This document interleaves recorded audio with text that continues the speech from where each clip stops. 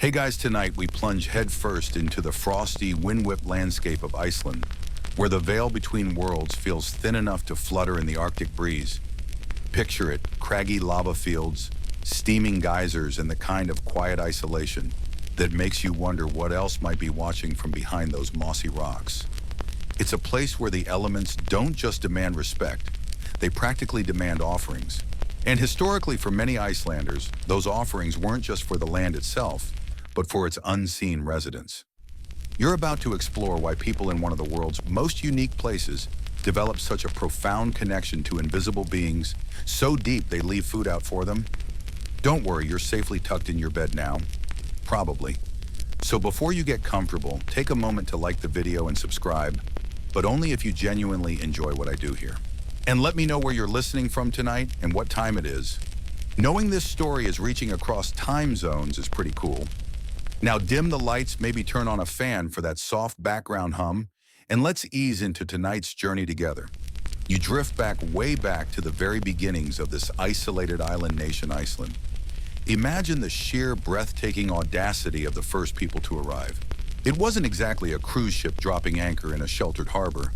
You were facing the raw, untamed power of the North Atlantic. We're talking late 9th century Norse explorers and settlers, mostly from Norway, escaping political strife or seeking new lands.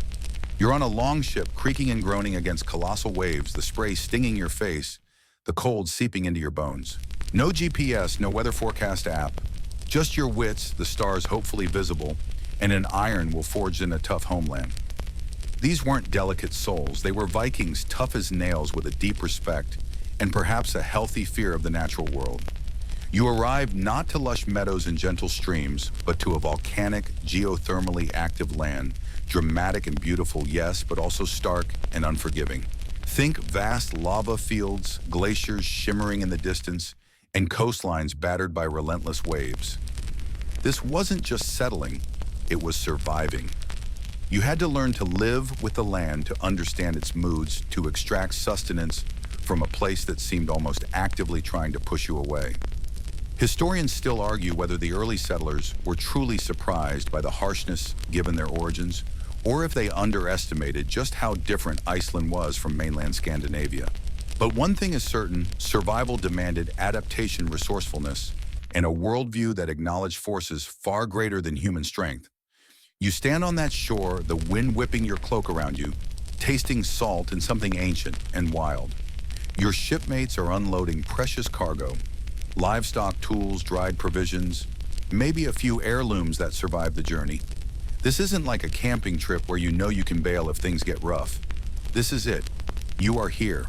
The immediate tasks are daunting. Find fresh water, locate suitable spots for shelter, and somehow figure out how to make this place yield enough to keep you alive through the first brutal winter.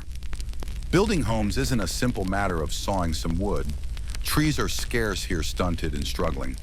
Instead, you'll learn the art of building with turf. Thick sod cut into blocks stacked to create surprisingly sturdy, well-insulated walls and roofs that blend into the landscape.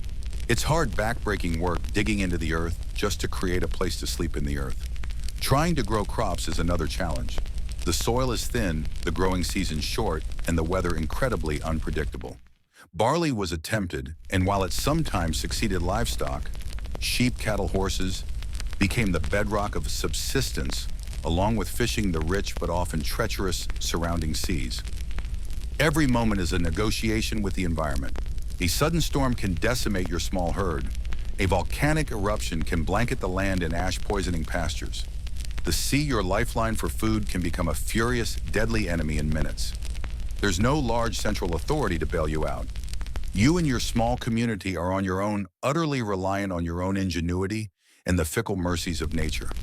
This constant, intimate dance with powerful, unpredictable forces fosters a deep, ingrained respect for the natural world.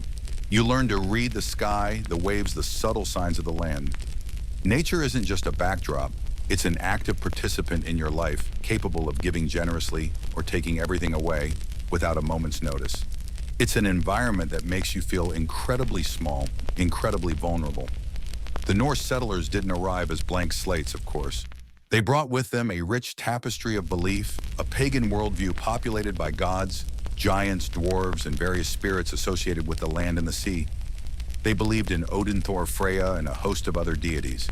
But crucially, they also believed in beings tied specifically to the physical world around them, the Landvetter or Landwights. These weren't grand gods dwelling in distant halls. These were spirits believed to inhabit specific rocks, hills, waterfalls, streams, and other natural features. They were the guardians of the land, possessing their own power and their own temperament. In mainland Scandinavia, these beliefs were part of a larger pantheon.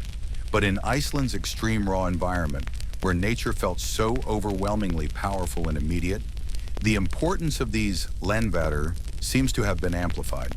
You couldn't just ignore the forces embedded in the landscape when the landscape was constantly threatening to kill you. Imagine encountering this strange new land. Geysers erupting from the ground, boiling mud pots, bubbling steam vents hissing. The earth itself feels alive, breathing, active. You're navigating treacherous lava fields that look like frozen waves climbing mountains that seem to scrape the sky and huddling by coastlines where the waves crash with terrifying force. It's not a stretch given their existing beliefs to see these dramatic phenomena not just as geological processes, a term they didn't have, but as the work or the dwelling places of powerful non-human entities. The spirits weren't abstract. They were in that oddly shaped rock you passed every day in the roaring waterfall that powered your mill if you were lucky enough to have one in the misty valley where your sheep sometimes wandered off. There's even a famous example from the sagas recorded in the Heimskringla, a history written by Snorri Sturluson centuries later, but reflecting earlier traditions. It describes King Harald Bluetooth of Denmark planning to invade Iceland. He sent a sorcerer in the shape of a whale to spy on the island. But as the whale sorcerer approached, he found the coastline defended by huge Landvetter. In the east, a giant strode down the valleys with a retinue of spirits. In the south, a huge bird led other spirits. In the west, a bull, and in the north, a dragon. This story, though perhaps embellished, highlights a deeply held belief that the land itself was guarded by powerful, visible manifestations of these spirits protective of their territory. It was even said that approaching Iceland in a longship with a fearsome figurehead, like a dragon head on the prow, was forbidden because it might offend the Landvetter and provoke their wrath. You were supposed to remove your figurehead when you came within sight of land as a sign of respect. Think about that. A law, or at least a strong custom, based on not annoying the local spirits. That's a pretty quirky tidbit, right? It shows how seriously these beliefs were taken and how intertwined they were with practical actions and even early forms of governance or social norms. This interaction between the harsh, unique environment and the settlers' pre-existing beliefs about land spirits laid the essential groundwork. Survival wasn't just about muscle and planning.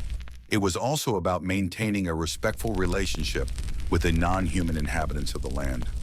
You wouldn't build your house just anywhere without considering who or what might already live there. You wouldn't carelessly disturb a prominent rock formation or a particular spring. Misfortune might not just be bad luck. It could be the consequence of accidentally offending a powerful Vater spirit. Good fortune, conversely, might be a sign of their favor.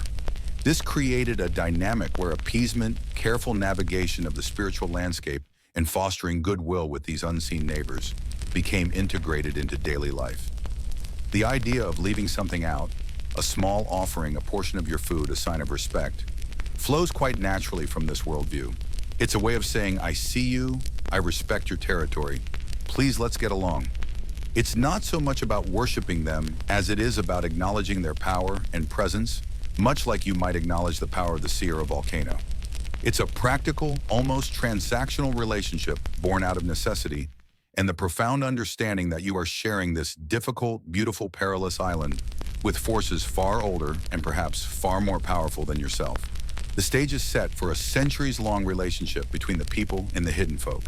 So you've established yourself on this raw, powerful island, bringing your Norse gods and, crucially, your deeply felt beliefs in the spirits of the land itself, the Landvetter.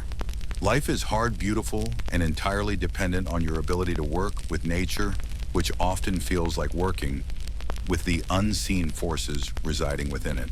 Then slowly, almost subtly at first, a new faith begins to arrive on your shores. Christianity. Missionaries start appearing, often sponsored by Norwegian kings, who've already converted, bringing tales of a single all-powerful God, a son who died for humanity's sins, and a promise of eternal life in heaven. This isn't just a new God to add to your pantheon. It's a whole new system of belief, one that demands exclusivity. You can't worship Odin and Christ simultaneously, at least not according to the new guys. For a time, there's tension. Communities are divided. Some cling fiercely to the old ways, to Thor's hammer and Freya's love magic. Others are drawn to the promises of the new faith, or perhaps see the political and economic advantages of aligning with Christian Norway and the wider European world. There are arguments, threats, even skirmishes, but remarkably, Iceland's conversion doesn't erupt into the widespread bloodshed seen in many other parts of Scandinavia. Instead, in the year 1000 CE, a big mainstream historical fact for you, something truly extraordinary happens. The leaders of Iceland gather at the Altingi, the annual outdoor assembly at Thingvellir, a place of stark geological drama that was already steeped in tradition and believed to be a site where the land spirits held sway. Think of it as their parliament, but held in a stunning natural amphitheater formed by shifting tectonic plates. The air is thick with tension. The fate of the nation's soul and its relationship with powerful neighbors hangs in the balance. The two sides are at an impasse. The appointed law speaker, a man named Thorgeir Ljósvetningagodi, who is himself a pagan priest, is tasked with making a decision that will bind the whole country. He retreats, covers himself with a cloak, and spends an entire day and night meditating on the matter. When he emerges, he delivers a Solomonic judgment. Iceland would officially adopt Christianity. Churches could be built and baptism would be required. But in this is the crucial part, people could still practice the old religion in private. They could still make offerings to the old gods, eat horse meat, a practice associated with pagan feasts that Christians frowned upon, and expose unwanted infants, a grim reality in those times regardless of faith. This compromise is fascinating. It allows for a relatively peaceful transition, while acknowledging that deep-seated beliefs and practices couldn't just be erased overnight. You might be dunked in holy water and attend Mass, but that doesn't necessarily change how you feel about the big weird rock behind your house. So Christianity becomes the official religion. Stone churches, then turf ones, start to appear across the landscape. Priests arrive, the Bible stories spread, and the formal worship of the old gods eventually fades. The great temples are abandoned, the idols no longer honored publicly. You are now officially a Christian nation. Hallelujah. Except those land spirits, the ones you believed lived in the waterfalls, the hills, the lava caves, they didn't exactly pack up and leave just because there was a new sign on the spiritual door. They were tied to the place, not necessarily the formal religion. And the place, it was still the same wild, unpredictable, powerful Iceland. The earth still steamed, the volcanoes still grumbled, the sea still roared, and the wind still howled with a voice that sounded suspiciously like something else. The shift to Christianity layered a new belief system on top of the old, but it didn't entirely replace the deep connection to the land and its perceived inhabitants. In fact, some scholars argue that as the formal worship of the Norse gods waned, the focus on the more local, immanent spirits of the land might have even increased in importance in daily life. You no longer had a clear set of powerful sky gods to appeal to for good harvests or safe journeys, at least not in the old familiar way. But the spirits of the place were still right there. They were still integral to the environment you had to navigate every single day. The church, while teaching about angels and demons, struggled to completely eradicate beliefs that were so deeply intertwined with the physical reality of Iceland. It's easier to tell people to stop praying to Thor. It's much harder to tell them that the huge boulder they've avoided stepping on for generations because Grandpa said a Vatur lived there is just a rock. This is where the concept of Huldufolk, the hidden people, really starts to solidify in the Icelandic consciousness, sometimes alongside or as an evolution of the older Landvetter beliefs. While Landvetter were often seen as protective guardians of specific places, Huldufolk are often depicted as more anthropomorphic, living lives parallel to humans with their own homes in rocks, hillsides, or hidden valleys.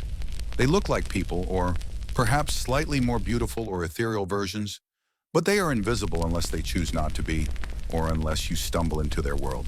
They can be benevolent, helping humans in need, or they can be mischievous, even dangerous if offended. Think of them as neighbors you can't see but whose property lines you really don't want to cross. So you're now a good Christian Icelander. You go to church when a priest is available in your remote area. You learn about Adam and Eve, Jesus and the apostles. But you also know deep down that you shouldn't build that new fence through the meadow where the farmer down the valley says the hidden people have their church. Or you leave a little bit of your fish catch on a certain rock by the shore just in case. Is it for a vatur iti? Is it for the Huldefolk? Or is it just to be safe? The lines are blurry, perhaps intentionally so. The church's stance on these beliefs wasn't always consistent. Some priests might have tried to dismiss them as mere superstition or even the work of the devil. Others might have quietly tolerated them, recognizing how deeply ingrained they were. Historians still argue whether the church actively demonized the Huldefolk or simply viewed them as irrelevant pagan remnants that would eventually fade away. It's likely a bit of both, depending on the time, the priest, and the region. The pragmatism of the early conversion decision seems to have set a pattern. Icelanders often found ways to accommodate both belief systems. You could believe in God's ultimate power and the promise of salvation, while simultaneously respecting the power of the local spirits to influence your immediate earthly well-being. After all, God felt very far away sometimes, especially when you were trying to dig your sheep out of a snowdrift, or when the ground trembled beneath your feet. The spirits of the land, however, felt very close, very present. They were part of the fabric of the land itself, the very land you relied upon for survival. Imagine trying to explain this nuanced worldview to a visitor from, say, mainland Europe during this period. Oh yes, you might say, we are Christians now, praise the Lord. But you must be very careful not to disturb that large rock formation by the river. The hidden people live there, and they can be quite particular about their privacy. You can almost picture the confused look on their face. It's a blend of formal doctrine and lived practical belief rooted in the unique environment. A fun, quirky tidbit. Even in later centuries, there are accounts of people claiming to have seen hidden people or even interacted with them. And these stories are often treated with a curious mix of skepticism and respect within Icelandic society. It wasn't just folklore for children, it was part of the acknowledged, if unofficial, reality for many. So Christianity arrived officially, changing the spiritual landscape. But the old currents ran deep, especially the ones connected directly to the extraordinary geology and isolation of the island. The belief in beings who shared the land, who needed to be appeased, or at least avoided, didn't disappear. It adapted, perhaps, shifting slightly in form from the more ancient Landvetter to the more human-like Huldefolk. But the core idea persisted. You are not alone on this island, and some of your neighbors are invisible and powerful. This foundational coexistence, this layering of belief systems, becomes absolutely essential to understanding why centuries later, people would still leave food out for these unseen residents. It wasn't just a leftover pagan quirk. It was a continuation of a deeply ingrained way of relating to the powerful, sometimes mysterious land around them.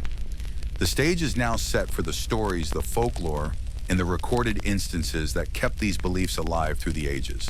So you've made this big leap, officially joining the Christian club, while keeping a quiet understanding with the older residents of the land. The formal halls of Odin and Thor are emptying, but the feeling that the earth itself is alive, populated by unseen beings, remains stubbornly rooted.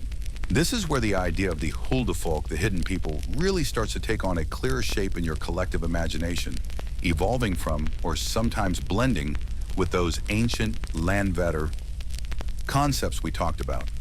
Remember those land spirits, the guardians tied to specific locations, sometimes depicted as dragons, birds, giants, or human figures?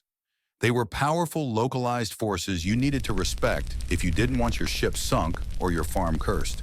Now imagine that over time, perhaps, as the official state religion tried to push out overtly pagan ideas, these local spirits began to be described in a different way. Less like elemental forces or animalistic guardians, and more like, well, like people, but hidden, living parallel lives right under your nose in the rocks, hills, caves, and even beneath the ground. This is the Huldefolk. They are generally speaking depicted as looking very much like humans, maybe a bit taller, more beautiful, or somehow more real. They have houses, farms, churches, animals, often sheep just like you, and a whole society with rules, families, births, deaths, and even weddings. They are essentially another community living right there on the island, invisible to most human eyes. Think of it like discovering your town has a secret, identical twin town built entirely underground or woven into the landscape itself. They've got their own mayor, probably less bureaucracy, though their own shops, their own local gossip network. You just can't see any of it. It's like having incredibly private neighbors who never take out the trash when you're looking. This shift from potentially animalistic or abstract landvadir to distinctly anthropomorphic huldufolk is a fascinating one. It might be a way the old beliefs adapted to the Christian worldview, making the unseen beings feel less like pagan gods and more like, well, fellow creatures, albeit supernatural ones created by God, but dwelling in a separate sphere. Their homes known as Alfabergir, or Huldufolk Scheller. Elf cities, or hidden people caves, are specific, often striking geological formations. A particularly large, strangely shaped boulder in a field, that's probably an elf church. A prominent hill with a flat top could be a hidden people farm. A dramatic cliff face with hidden crevices. Definitely avoid disturbing that. These aren't just random spots. They are specific known locations passed down through generations in local lore. You grow up knowing which rocks are occupied and which bits of land are best left undisturbed. It's like a mental map of invisible property lines overlaying your physical map of the island. And crossing those lines without permission, not recommended. The relationship between humans and huldufolk is complex and varies greatly in the folklore. Sometimes they are benevolent, helping humans in need, lending tools, guiding lost travelers, or even acting as midwives. They might pay generously for human services like being invited to a hidden person's wedding. A great honor, by the way, if you can find the invitation. Other times they are mischievous or downright dangerous. Disturbing their home, stealing their property, even if you didn't know it was theirs, or simply being rude near their dwelling can result in bad luck, illness, accidents, or even being led astray and getting lost in the wilderness. It's a bit like dealing with really sensitive, magically powered neighbors.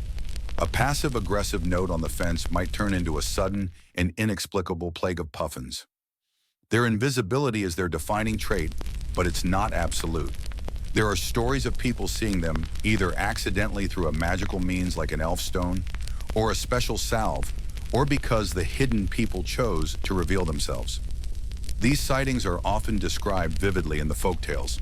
You might be walking home in the twilight and see lights and hear music coming from a hillside where there's nothing but rock or passive farmstead that vanishes when you look back. These transient appearances add to their mystique and reinforce the idea that they are always present, just usually beyond the veil of human perception. One mainstream historical fact that provides context here is the sheer volume of folklore collected in the 19th century. While belief in huldufolk existed for centuries, it was during this period, particularly with the work of scholars like Jan Arnason, that these stories were systematically gathered and written down. This process codified and preserved the rich tapestry of beliefs, transforming ephemeral oral traditions into a literary phenomenon. Arnason's collection, Íslenskar þjóðsögur og ævintýri, Icelandic folktales and adventures published in the 1860s, became a cornerstone of Icelandic national identity and provided a detailed snapshot of these beliefs as they existed at the time, including countless accounts of huldufolk. This wasn't just a quaint hobby. It was part of a wider European movement of collecting national folklore, seen as essential to understanding a nation's unique character. The origins and precise nature of huldufolk are, as you might expect, subject to scholarly debate. Historians still argue whether the huldufolk truly represent a direct evolution of the pre-Christian landvadir, a parallel belief system that simply adapted to the new religious landscape, or perhaps incorporated elements from other European fairy beliefs that filtered into Iceland over the centuries. There's no single simple answer. Some theories suggest the huldufolk tales served a practical purpose, discouraging people from building in geologically unstable areas or venturing into dangerous terrain. Don't build there, an elf lives there. Also, it's a swamp. Don't climb that cliff, an elf will lead you astray. Also, you'll fall. This is where a quirky or fringe tidbit comes in. One common belief about huldufolk is that they are descendants of Eve's hidden children. The story goes that when God came to visit Eve, she hadn't finished washing all her children. Ashamed, she hid the unwashed ones. God, knowing what she had done, declared that what she had hidden from him would be hidden from humanity. These became the hidden people cursed to live apart. This particular narrative framework allows the concept to fit within a Christian worldview, giving the Huldufolk a biblical origin story distinct from pagan deities, but still explaining their separation and invisibility. It's a neat bit of theological knot tying, isn't it? Like saying your weird neighbor is actually just a distant cousin you never heard about. The folklore is filled with specific rules and etiquette for interacting with the hidden people, or more often for avoiding negative interactions. You don't throw stones without warning lest you hit an invisible head. You don't pour dirty water out indiscriminately, especially after dark or on New Year's Eve, as you might be dosing an elf party or causing them inconvenience. If you camp near a known alphaborg, you might ask for permission first or leave a small offering. It's a constant low-level awareness of another presence sharing your space, requiring politeness and consideration. It adds a whole new layer to the concept of social distancing.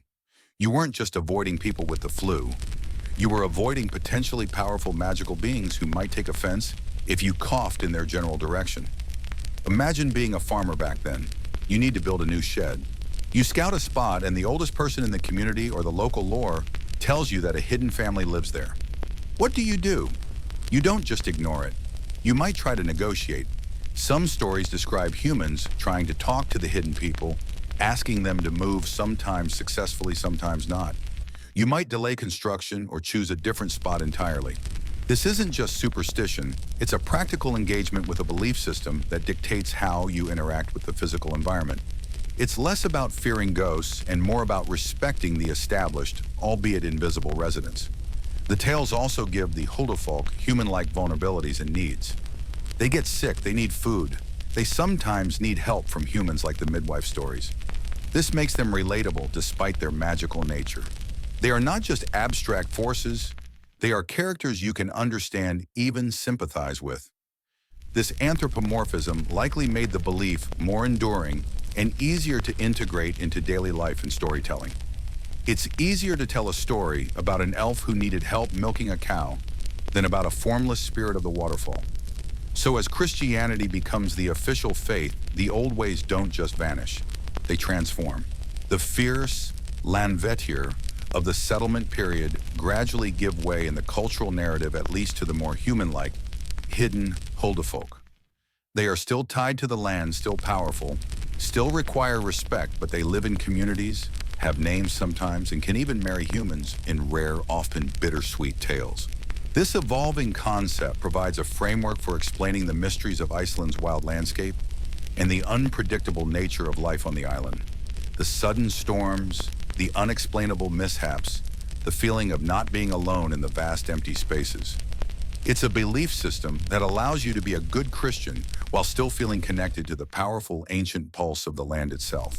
And this is the backdrop against which the specific acts of appeasement, like leaving out food, become a logical, albeit unofficial part of life. You're not just leaving snacks for invisible friends, you're participating in a centuries-old dialogue with the other inhabitants of your island home. So you've got these invisible neighbors, the Huldufolk, sharing your small island, living parallel lives in the rocks and hills. You know they're there mostly out of sight, usually minding their own business, but occasionally interacting with the human world for better or worse. And given this reality, this deeply ingrained belief that the land isn't just empty space, but a populated realm, it becomes pretty clear that you need a way to maintain good relations. You can't exactly pop over for a cup of coffee, and knocking on their rock door is generally frowned upon and ineffective. How do you build bridges with beings who are normally invisible? How do you show respect, offer hospitality, or simply try to keep the peace? The answer, perhaps predictably for humans, often involves food, or drink, or something similar. Leaving out offerings for the Huldufolk becomes one of the most common and enduring ways to interact with them, a quiet, almost unconscious part of life for many. It's not a grand ritual usually. It's often small practical gestures woven into the rhythm of the day or the year. Think of it as leaving a peace offering, a thank you note, or just a little neighborly gift, but directed at the unseen residents of the landscape. It's like leaving a small treat out for a shy cat you know lives in your garden. You might not see them take it, but you know it's appreciated and keeps things harmonious. What sort of things did you leave out? Well, it wasn't exactly gourmet dining. We're talking about simple, wholesome stuff. The kind of food that sustains life on a tough island. Milk, often fresh from the cow, was a popular choice. Bread may be a piece of flatbread or loaf of broad. Leaf bread if it was around a holiday. Sometimes butter or even scraps of meat or fish, especially on special occasions. The idea was to offer something nourishing, something valuable, something that showed you were sharing your bounty. It's an act of generosity, a reciprocal gesture towards the beings you felt shared the land with you. When did you do this? Again, it varied. Sometimes it was tied to specific times of the year, when the boundary between worlds was thought to be thinner, like Christmas Eve, New Year's Eve, or John's Messa, Midsummer Night's Eve. These were times of heightened magical activity anyway, and leaving offerings felt like a necessary precaution or an opportunity for blessing. You might leave milk by the stable door on Christmas Eve, hoping the Holdefolk would bless your livestock. Or you might leave a plate of festive food out on New Year's Eve, joining in the wider celebration of the hidden world that was said to be particularly active that night. It's like leaving cookies for Santa, but Santa is also your landlord and might curse your sheep if you forget. But it wasn't just tied to holidays. Offerings could also be made on a more ad hoc basis. If you were clearing a field that contained a suspected elf dwelling in Alphaborg, you might leave food beforehand as a way of asking permission or apologizing for the disturbance. If you felt you'd had a run of bad luck or needed a favor, a quiet offering near a known Holdefolk spot might be attempted. It was a flexible practice adapting to the specific circumstances and the perceived needs or moods of the hidden people. The locations were key. You didn't just scatter food anywhere. You left it in places associated with the Holdefolk. By the large rock they were said to inhabit near the stream they drank from, on the boundary of your field, where you knew they sometimes crossed. These specific locations reinforced the connection between the hidden people and the physical landscape. You were leaving the offering for the rock or for the stream, but really for the beings who made that natural feature their home. It was a way of acknowledging their claim to that part of the world. Think about the motivations here. On one level, it's pure appeasement. You don't want to upset the powerful invisible folks next door. Leaving a little food is a small price to pay to avoid illness, broken tools, lost sheep, or getting lost yourself. It's preventative magic, a sort of insurance policy against supernatural interference. It's like tipping generously even when the service was just okay, just to be on the safe side. You never know who's watching. But it's also more than just fear. It's also about seeking blessings or good fortune. The Holdefolk were sometimes benevolent. They could help with lambing, guide you through a blizzard, or even leave gifts in return for kindness. Leaving an offering could be seen as an investment, a way to encourage their positive attention and gain their favor. It's a form of reciprocal exchange, an unspoken agreement. We share the land. I offer you this small gift. Please look favorably upon my farm, family, just journey. There's also a sense of simple hospitality at play. In a culture where hospitality was and still is highly valued, extending that courtesy to the hidden inhabitants of the land felt natural to many. They are, after all, your neighbors, even if you can't see them. Sharing what you have, even if it's just a bit of leftover food, is a fundamental act of community. It's like leaving a plate of cookies for the new folks who moved in down the street, except you're not entirely sure they actually exist in a way you can physically interact with. This practice wasn't just a fringe belief held by a few eccentrics. It was widespread enough to be noted by visitors and recorded in folklore. One mainstream historical fact is that accounts from foreign travelers and scholars visiting Iceland in the 18th and 19th centuries frequently mention the belief in Holdefolk and the practices associated with them, including leaving out food. For example, Ebenezer Henderson, a Scottish minister who traveled Iceland in the early 19th century, wrote about the strong belief in these beings and the care people took not to offend them. While he viewed it through the lens of a somewhat skeptical outsider, his observations confirmed that these beliefs and practices were very much alive and observable aspects of Icelandic life at the time. These accounts aren't just folk tales. They're historical records of people observing these customs in action. The motivations and nuances of this practice lead to an open scholarly debate. Historians still argue whether the act of leaving offerings primarily represents a continuation of pre-Christian pagan appeasement rituals directed at landbetter. A later development specifically tied to the huldefolk concept as influenced by Christian ideas, perhaps seeing the hidden people as a type of spirit being subject to divine will, but requiring human respect, or simply a universal human tendency to personify natural forces and seek to influence them through symbolic acts of giving. It's hard to untangle these threads as beliefs evolve and blend over time, but the persistence of the practice suggests it fulfilled multiple cultural and psychological needs. And here's a quirky or fringe tidbit related to the offerings. It was sometimes believed that if you left an offering, you should not look back after placing it. Turning back was considered rude or could break the spell, potentially causing the offering to be rejected or even incurring the wrath of the huldefolk. You placed the food or drink, perhaps murmured a quiet request or blessing, and then simply walked away trusting that it would be accepted. It adds a layer of mystery and protocol to the interaction, like delivering a secret message and walking away without waiting for a reply. It's a test of faith both in the existence of the hidden people and in their willingness to accept your gift in private. The practice of leaving offerings also reinforced the idea of the huldefolk as beings who had needs similar to humans. They needed sustenance, they appreciated kindness, they could be offended. This further anthropomorphized them, making them relatable and integrating them more fully into the human understanding of the world. They weren't just abstract forces, they were hungry neighbors. This wasn't always a completely silent transaction. Some stories describe people calling out when leaving an offering, perhaps saying something like, "Here, take this," or "This is for you, hidden people," to make their intention clear. Others were purely silent acts. The specific customs likely varied from region to region, even from family to family, depending on local lore and personal experiences. It wasn't like there was a rule book published by the Icelandic Department of Elf Relations. Consider the practical aspects too. In a harsh environment like Iceland, wasting food was unthinkable. Leaving an offering, even a small one, represented a real sacrifice. You were giving up something that could have fed your family or your animals. This made the gesture more meaningful, highlighting the seriousness with which these beliefs were held.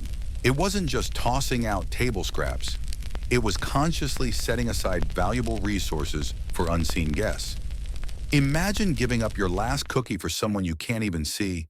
That's dedication, or maybe just extreme caution. The belief in the efficacy of these offerings was powerful. Stories abound in the folklore of farms that prospered because the family was diligent in leaving offerings, or of people who suffered misfortune after neglecting to do so, or offending the huldefolk in some other way. These narratives serve to reinforce the importance of the practice and educate younger generations about the proper way to behave in a world shared with the hidden people. The consequences felt very real, even if the cause was invisible. So while the official church services were happening and people were focusing on the Christian God, a quieter, older dialogue was also taking place across the island between humans and the land's other hidden inhabitants. This dialogue was often conducted through simple acts of sharing. A bit of milk, a piece of bread, left out quietly on a rock or by a stable door. These offerings weren't just food. They were symbols of respect, hope, and a deep-seated awareness that you weren't alone in the vast, rugged landscape. You were part of an intricate web of visible and invisible life, and maintaining harmony required constant, careful attention, sometimes mediated by nothing more than a simple offering of sustenance. This ongoing relationship, maintained through practices like leaving food, is a key part of understanding why the huldefolk remains such a persistent and influential force in the Icelandic imagination, even into modern times. So you've been diligently leaving out your milk and bread, minding your manners, and generally trying to be a good neighbor to the invisible residents of Iceland. You've learned the protocol, understood the importance of hospitality, and maybe even felt a quiet sense of security knowing you're keeping the peace. But what happens when things go wrong? What if you forget an offering step on the wrong rock or accidentally build your shed right on top of their living room? Well, unfortunately, the huldefolk weren't always the forgiving type. While they could be benevolent and helpful if treated with respect, they could also be swift and sometimes harsh in their retribution if they felt slighted, ignored, or actively wronged. This was the flip side of the relationship. If leaving offerings and showing respect was the positive reinforcement, the potential for misfortune and punishment was the negative reinforcement, a powerful deterrent that kept people mindful of the hidden world at all times.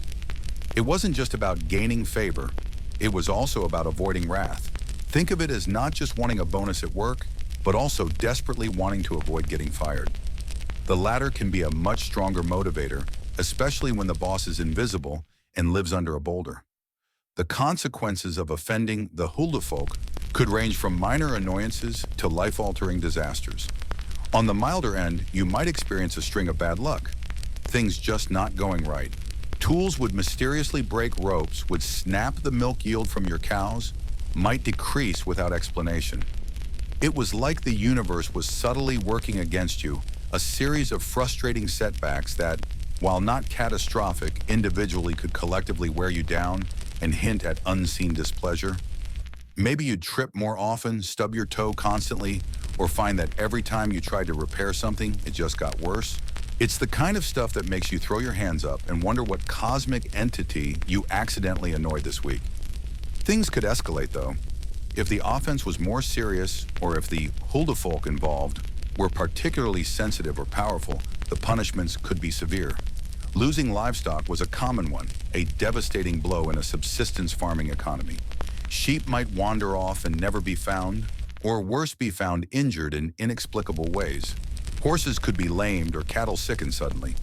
It wasn't like someone just left the gate open. It felt deliberate, a calculated attack on your livelihood, orchestrated by forces you couldn't confront directly. Imagine waking up one morning to find half your flock gone with only strange tracks leading into the rocks. It would be hard not to blame the hidden neighbors. Personal injury or illness could also be attributed to angry Huldefolk. You might suddenly fall ill with a mysterious ailment that doctors couldn't cure, or suffer an accident that seemed freakish or improbable. Getting lost in familiar terrain was another classic sign you'd stepped on an invisible toe. People would report walking in circles for hours unable to find their way home, even though they knew the area intimately. It was as if the landscape itself was subtly shifting, guided by unseen hands to disorient and punish you.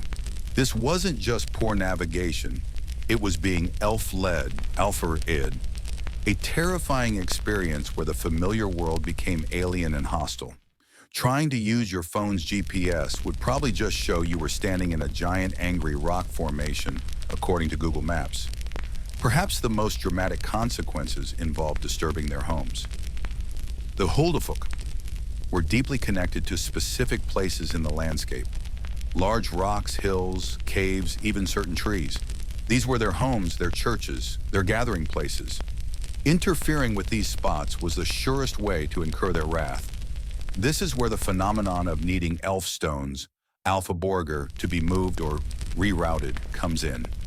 Building roads, laying foundations, or even just moving a large boulder for farming could cause immense problems if that boulder happened to be an elf dwelling. Stories abound of construction projects that went horribly wrong. Bridges collapsing, roads cracking immediately after being built, houses suffering endless structural problems, or strange noises if they were built too close to or on top of an Alphaborg. The workers themselves might suffer accidents or illnesses. The message was clear: this land is occupied and you need permission to build here. This belief was so strong that even in the 20th and 21st centuries, there are documented instances of construction being delayed or plans being altered due to concerns about disturbing known or suspected elf habitats. A mainstream historical fact confirming this is that reports from the 1970s, 1980s, and later detailed protests by people who felt construction projects like road building were violating the homes of Huldefolk, leading to actual changes in engineering plans or rerouting of infrastructure to avoid specific rocks or areas believed to be inhabited. It's not just ancient folklore.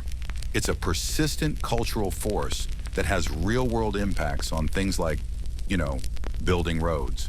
Imagine telling your boss you can't finish the pavement because an invisible family might be living under that pebble. Why did they get so angry? The reasons often boiled down to disrespect or violation of their space and privacy. Walking carelessly over their meeting grounds, digging up their plants, leaving trash near their homes, or simply being rude like speaking ill of them or challenging their existence could provoke a negative reaction. They valued their privacy and their connection to their specific locations. To them, your construction project wasn't progress. It was vandalism on a massive scale. It's like someone bulldozing your house because they want a new parking lot, except you can't even sue them in court. Breaking promises made to Huldufolk was particularly dangerous. There are tales of people who were helped by the hidden folk after getting lost in the wilderness, perhaps being guided back to safety after promising them something in return, often something intangible or future-related. Failing to uphold that promise was seen as a grave betrayal and could lead to severe consequences, including eternal wandering or being trapped in the elf world. The response wasn't always immediate. Sometimes the punishment would come years later, a creeping sense of dread or a sudden reversal of fortune that could eventually be traced back to a forgotten offense. This delayed retribution only added to the anxiety. You never knew when or how you might have accidentally crossed a line, and you might be living under an invisible curse for years before it manifested. One quirky or fringe tidbit related to these punishments is the belief in elf shots, alfaskot, pomain. This refers to sudden, sharp pains in the body, often localized and intense, that were sometimes attributed to the Huldufolk shooting invisible arrows or darts at you. These pains might come on without warning and disappear just as suddenly. It's like getting a random Charlie horse, but instead of blaming dehydration, you blame a tiny, invisible archer holding a grudge because you didn't wave at a certain rock formation last Tuesday. Imagine explaining that to your doctor. Yes, the pain is sharp. Doctor feels like a spiritual dart. Yes, from the elves. No, I haven't been doing anything strenuous, just trying not to offend any local spirits.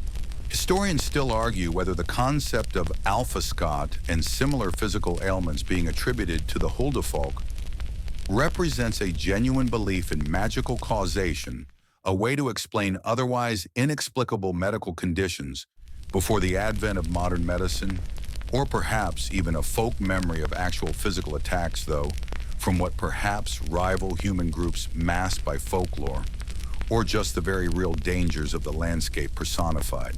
It's tricky to disentangle the literal belief from the metaphorical or explanatory function of these stories. The fear of offending the Huldufolk instilled a deep sense of caution and respect for the natural world. You couldn't just carelessly exploit the land. You had to be mindful of its other inhabitants. This likely contributed to a certain conservationist ethic, albeit one driven by supernatural fear rather than environmental science.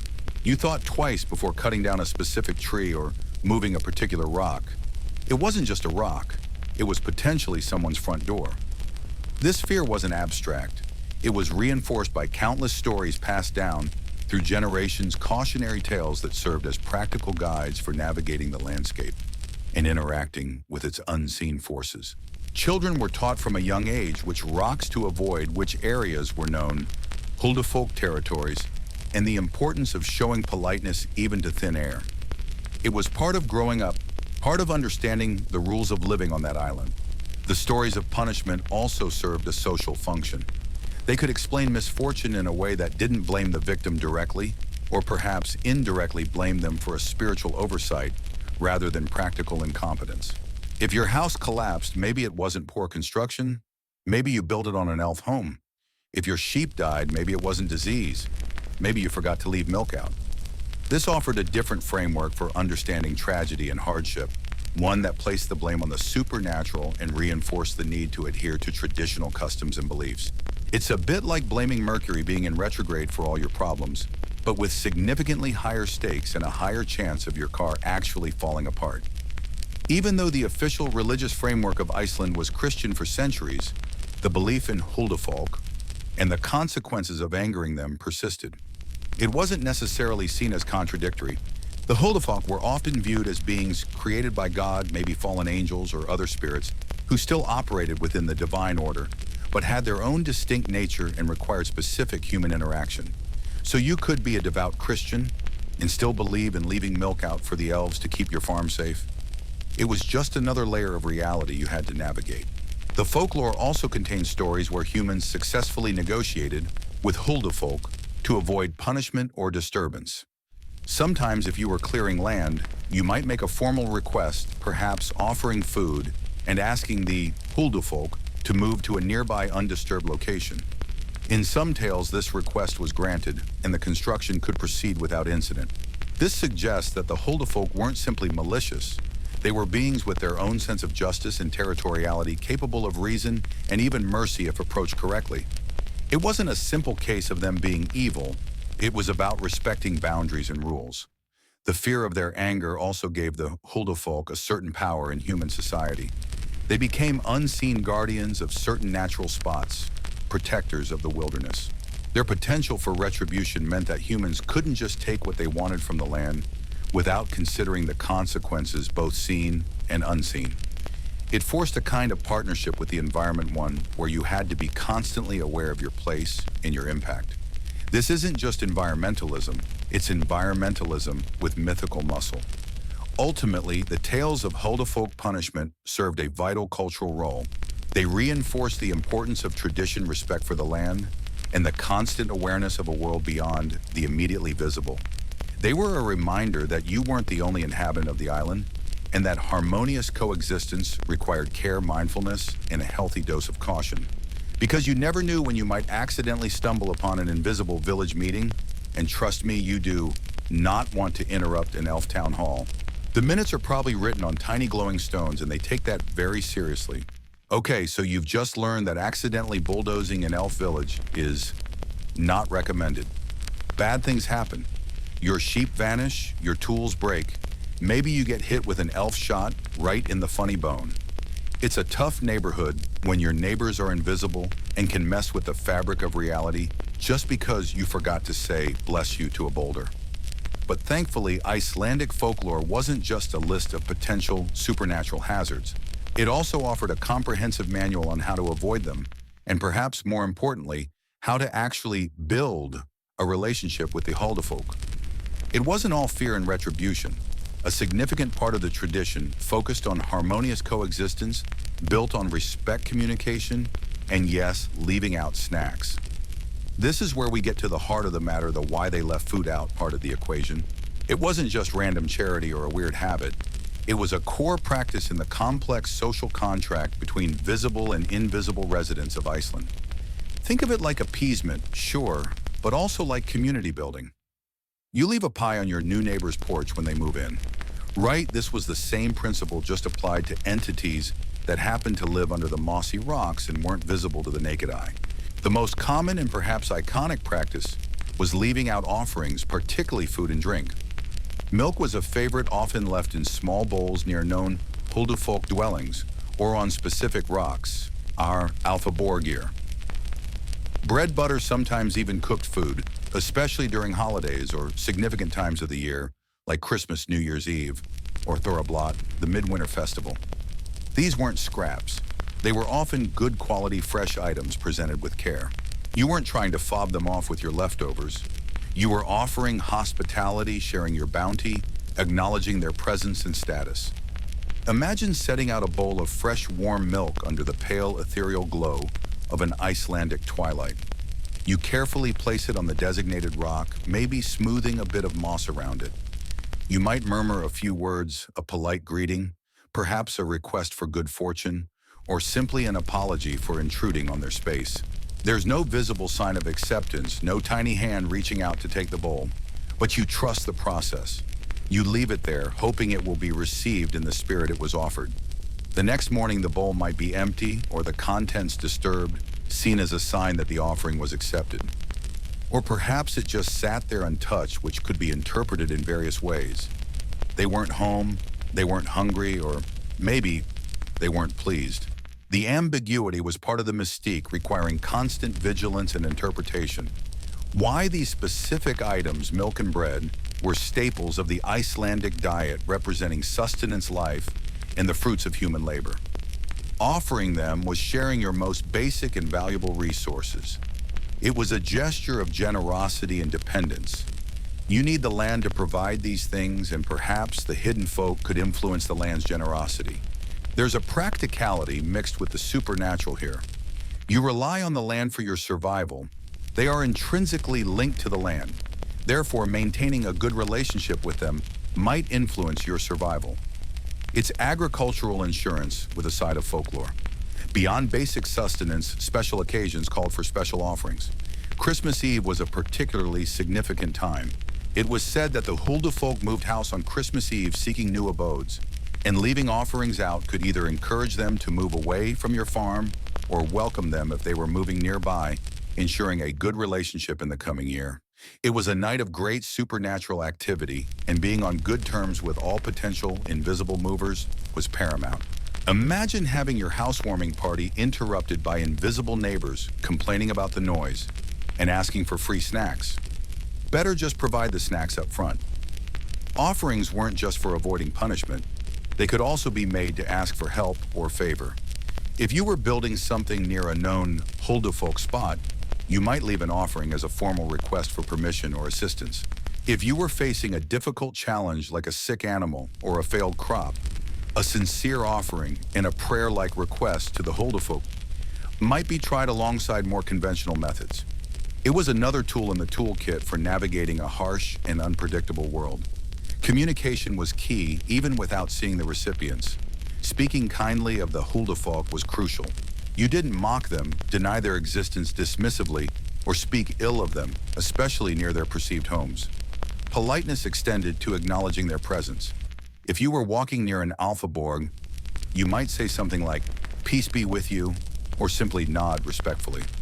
Knocking on a rock before sitting on it or disturbing it was a common practice, like knocking on someone's door before entering. It's the kind of courtesy you'd expect anywhere, just adapted for a non-human, non-visible population. "Excuse me, just going to sit here. Hope I'm not disturbing anyone's living room." This active effort to communicate and show respect highlights the belief that the Huldufolk were not just forces of nature or abstract concepts, but intelligent beings with their own lives, feelings, and social structures. They weren't just rocks and hills. They inhabited them, had families, worked, worshipped, and expected the same basic courtesies humans extended to each other. A mainstream historical fact related to these practices is that official records and accounts from travelers in Iceland throughout the centuries mention the widespread belief in and appeasement of Huldufolk. Even after the Reformation and the establishment of the Lutheran Church as the state religion, these folk beliefs persisted and were often documented by clergy or scholars, sometimes with disapproval, sometimes with fascination. These weren't just hushed whispers.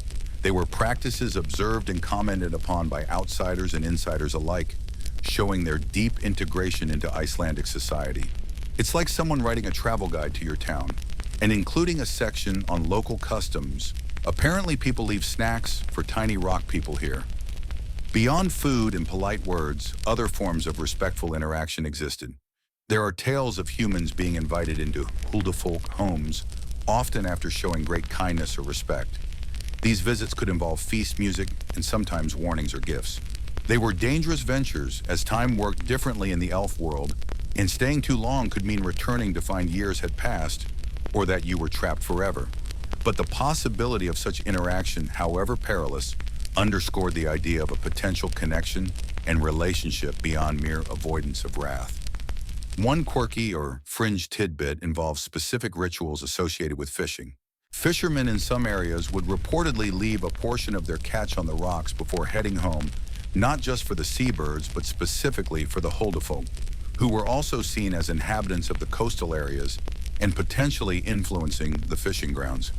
It was like paying protection money to the local invisible mafia, ensuring a steady supply of fish and safe passage on the seas. Imagine tossing a prime piece of cod onto a wave-battered rock and saying, "All right, guys, here's your cut. Hope the fishing's good tomorrow." Yeah. Historians still argue whether these rituals and beliefs primarily serve to explain the inexplicable and control anxiety in a harsh environment, or if they represent the remnants of older animistic or pagan beliefs interacting with later Christian frameworks, or perhaps even acted as a subtle form of social control, encouraging people to respect traditional territories and ecological boundaries. Was it about literally feeding invisible neighbors, or was it a metaphorical way of saying, respect the land and its resources?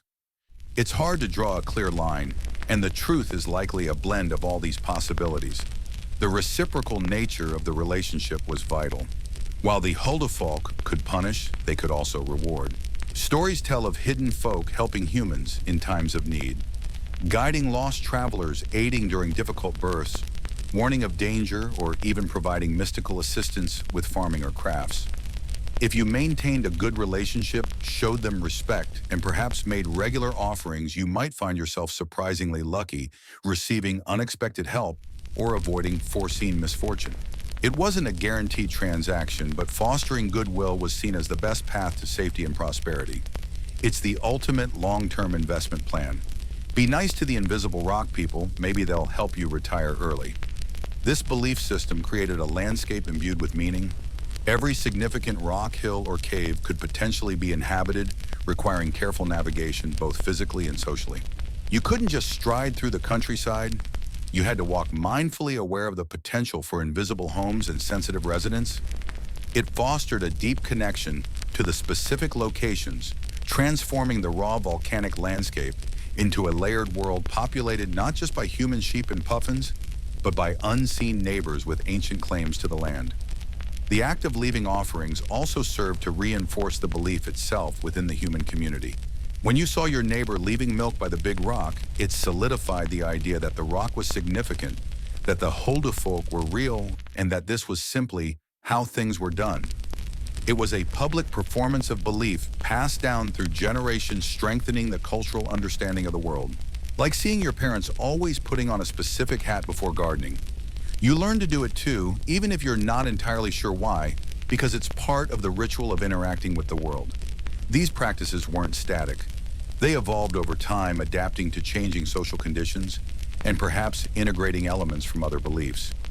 But the core idea of respectful interaction and the importance of reciprocity remained remarkably consistent. The physical act of leaving food became shorthand for the entire complex relationship, a visible sign of acknowledging the invisible. Even as Iceland modernized and scientific explanations became available for previously mysterious events, the traditions surrounding the Huldufolk didn't entirely disappear. While perhaps fewer people today regularly leave out bowls of milk, the respect for certain rocks and areas, the cautionary tales and the understanding of a potential hidden dimension to the landscape persist, influencing everything from road construction, as we touched upon earlier, to local tourism. The legacy of these appeasement rituals lives on a testament to the enduring power of the belief system and the deep-seated desire for harmonious coexistence, even with neighbors you can't see. So while the threat of Huldufolk retribution was a powerful motivator, the equally powerful force was the desire for peace, for friendship, and for the potential benefits of living alongside these ancient, powerful, and sometimes helpful beings. Leaving food out wasn't just about avoiding getting zapped by an elf shot. It was about saying, hey, we live here too. Let's try to get along, shall we? I brought snacks. So you've got the basic etiquette down. Don't bulldoze the furniture. Leave out some snacks and maybe say, excuse me, to the big rocks. Good start. But the relationship with the Huldufolk wasn't just a one-way street of human offerings. Oh no. These weren't just invisible neighbors who politely accepted your milk and went about their business. They were active participants in the Icelandic reality, capable of offering just as much, or perhaps more, in return, whether that was a helping hand or a rather pointed reminder that you weren't the only ones who called this island home. Think of it less like leaving an offering at a shrine and more like having extremely private, sometimes moody roommates who occasionally leave you helpful sticky notes, but can also make your keys disappear just for fun. They weren't passive entities, they were players in the ongoing drama of life on the edge of the Arctic, and their interactions with humans range from subtly beneficial to outright perilous. One of the most common themes in the tales was the Huldufolk's capacity for assistance, particularly to those who had shown them respect or perhaps just happened to be in the right place at the right time. Imagine you're trekking across the vast, often featureless lava fields. A sudden fog rolls in because you know Iceland and you're completely disoriented. Your GPS signal decides now is a good time for a nap. Just as despair sets in, you might notice a faint path appearing or a single unexplainable light guiding you towards safety. or perhaps a distinct sense of being gently nudged in the right direction. These were often attributed to the Huldufolk acting as benevolent guides for lost travelers. It was like having an invisible, super-local search and rescue team on standby, provided you hadn't recently insulted their favorite moss patch. These acts of guidance weren't always grand, dramatic rescues. Sometimes they were subtle warnings. A shepherd might inexplicably feel an urge to move his flock from a certain pasture just before a sudden localized blizzard hit that area. A farmer might find a tool subtly moved, preventing them from starting a task that would have led to an accident. A fisherman might have an uncanny feeling that today is absolutely not the day to venture out, saving them from a sudden storm. These feelings, intuitions, or small inexplicable events were often interpreted as gentle nudges from the hidden folk looking out for those they favored. It was the supernatural version of getting a timely "you-turn ahead" notification from your navigation app, but way more mystical and less likely to demand you buy premium features. Beyond guidance and warnings, the Huldufolk were also said to occasionally lend a more direct hand. Stories exist of hidden folk helping with difficult tasks, especially those related to agriculture or domestic life. A tired farm wife might find her churning done, or the laundry mysteriously folded. A farmer struggling with a broken fence might return the next day to find it repaired, albeit perhaps with unusual materials or in a slightly uncanny style. These were rare occurrences, often seen as great blessings, suggesting a deep level of trust and goodwill had been established. Imagine waking up and finding your entire week's chores done by invisible helpers who only require milk and cookies as payment. Sign me up. However, for every tale of helpfulness, there were just as many, if not more, cautionary accounts of the Huldufolk's dangerous side. Disrespecting them, disturbing their homes, or simply being in the wrong place at the wrong time could have severe consequences. The most feared was being led astray. This wasn't just getting lost. It was a form of supernatural disorientation, an enchantment that could make familiar landscapes seem alien and confusing, leading people into bogs off cliffs or simply wandering in circles until exhaustion or exposure claimed them. This phenomenon, sometimes referred to as being elf-shot, in a psychological sense, not the physical arrow kind we mentioned earlier, though that was also feared, neatly explained why people got lost or suffered mental breaks in the wilderness. It wasn't your fault you were a terrible navigator. It was the elves messing with your head. Kidnapping was another chilling possibility. Tales circulated of humans, particularly young women and children, being lured into the Huldufolk's world, never to be seen again. These stories served multiple purposes. They reinforced the danger of wandering alone, especially near known elf dwellings, and they offered a cultural explanation for missing persons. Was little Gudrun truly lost, or had she been taken by the hidden folk to be raised in their realm? The ambiguity allowed for grief mixed with a touch of awe and fear. It's the original stranger danger warning, but instead of candy, the lure was shimmering music and promises of eternal feasts under the rocks. Perhaps the most fascinating and perilous form of interaction was being invited into the Huldufolk world itself. These encounters were usually initiated by the hidden folk, often as a reward for exceptional kindness or a demonstration of human worth. Imagine stepping through what you thought was just a crack in the rock face and finding yourself in a cavern bathed in soft, unearthly light, filled with beautiful beings. Their homes carved into the living stone, sounds of music and laughter echoing around you. You might be offered food and drink and perhaps participate in a feast or a dance. But these invitations came with a terrifying catch. Time worked differently in the Huldufolk realm. What felt like a few hours of revelry could translate to years, decades, or even centuries passing in the human world. You return to find everyone you knew is long dead. Your home is in ruins and the world has moved on. Or worse, the food and drink offered might bind you to their world forever, making return impossible. These stories served as potent warnings against the seductive allure of the unknown and reinforced the importance of staying grounded in the human reality. It's the ultimate FOMO punishment. You join an awesome party, but when you leave, everyone else has basically finished the entire game of life without you. Disrespect or intrusion was met with swift, often subtle, but persistent punishment. Remember those broken tools, vanished sheep, and inexplicable illnesses we talked about? These were often attributed to the Huldufolk retaliating for perceived slights. It wasn't a direct confrontation. It was more like a slow burn curse. Your fishing nets might always come up empty. Your best cow might sicken and die, or you might suffer a series of unfortunate accidents. These weren't necessarily random acts of malice. They were framed as consequences for violating the unwritten social contract between humans and the hidden folk.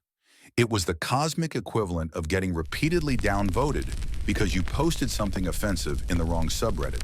A mainstream historical fact that underscores the belief in these varied interactions is the documentation of legal cases involving the Huldufolk. While the legal system didn't officially recognize the hidden folk as entities with rights in the modern sense, records show instances where disputes involving land or property near known Huldufolk dwellings were influenced by these beliefs. People would testify about the presence or warnings of the hidden folk, and local custom might dictate how such areas were treated, sometimes even overriding conventional property rights. For example, diverting a stream or building on a specific rock might be met with community opposition and supernatural explanations for subsequent misfortunes, effectively making these beliefs a de facto influence on local governance and land use. It wasn't quite suing an elf in court, but it was the closest you could get. The sheer variety of interactions highlights the complexity of the Huldufolk in Icelandic folklore.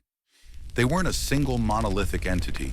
Like humans, they were depicted with different personalities, motives, and relationships with the visible world. Some were inherently good or neutral, others mischievous, and some outright malevolent.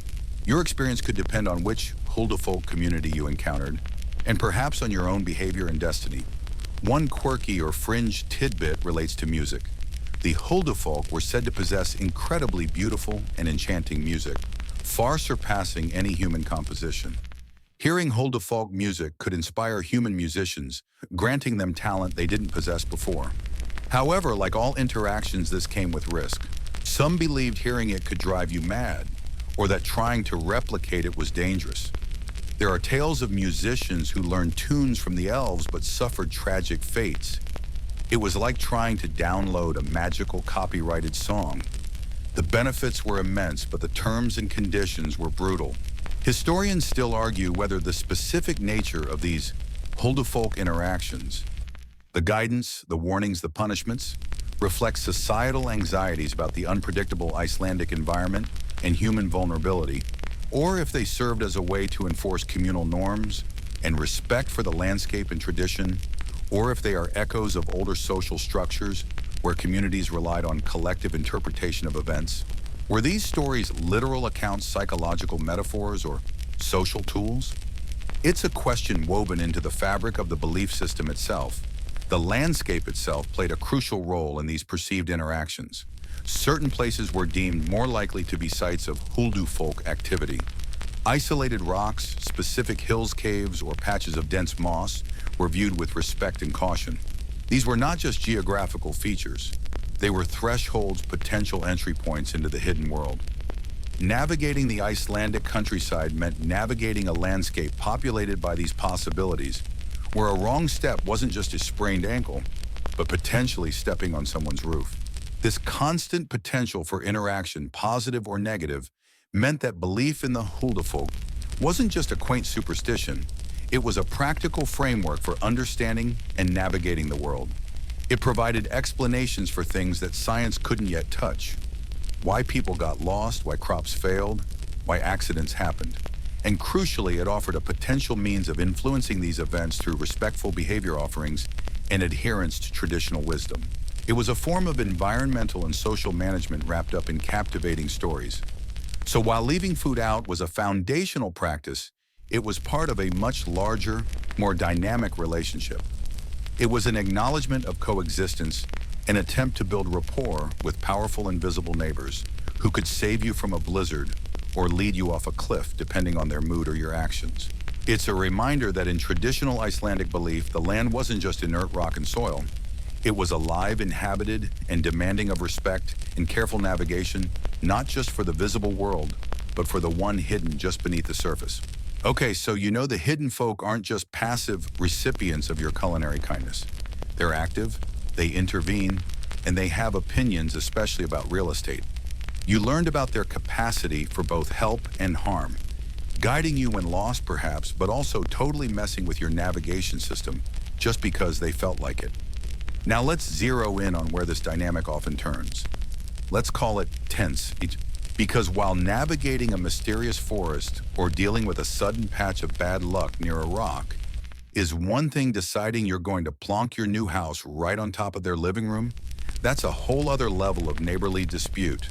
The most frequent and often most dramatic points of contact and conflict arose when humans decided to alter the landscape in a way that the Huldufolk perceived as an intrusion on their territory or homes. Think about it. You live on an island that is fundamentally made of cooled lava, dotted with strange rock formations, fissures, caves, and hills that haven't changed much in centuries. If your home is literally inside one of those rocks, you're probably going to get a bit territorial when someone shows up with a bulldozer and a blueprint for a summer cottage. So imagine yourself back in a simpler time, needing to build a new sheep pen, clear a field for cultivation, or perhaps in a slightly more modern context, lay a road or a pipeline. You eye a spot that looks perfect. Maybe it's flat, sheltered, or just conveniently located. There's this big moss-covered boulder, though. It's a bit in the way, but nothing a little dynamite or persistent hammering can't handle right wrong. So very, very wrong. The trouble would often start subtly. You begin digging near the rock, and maybe your shovel keeps hitting something hard and unyielding that shouldn't be there. Your back starts acting up unexpectedly. Your tools break with frustrating regularity. The weather turns foul every time you try to work on that specific spot. These weren't just bad days at the office.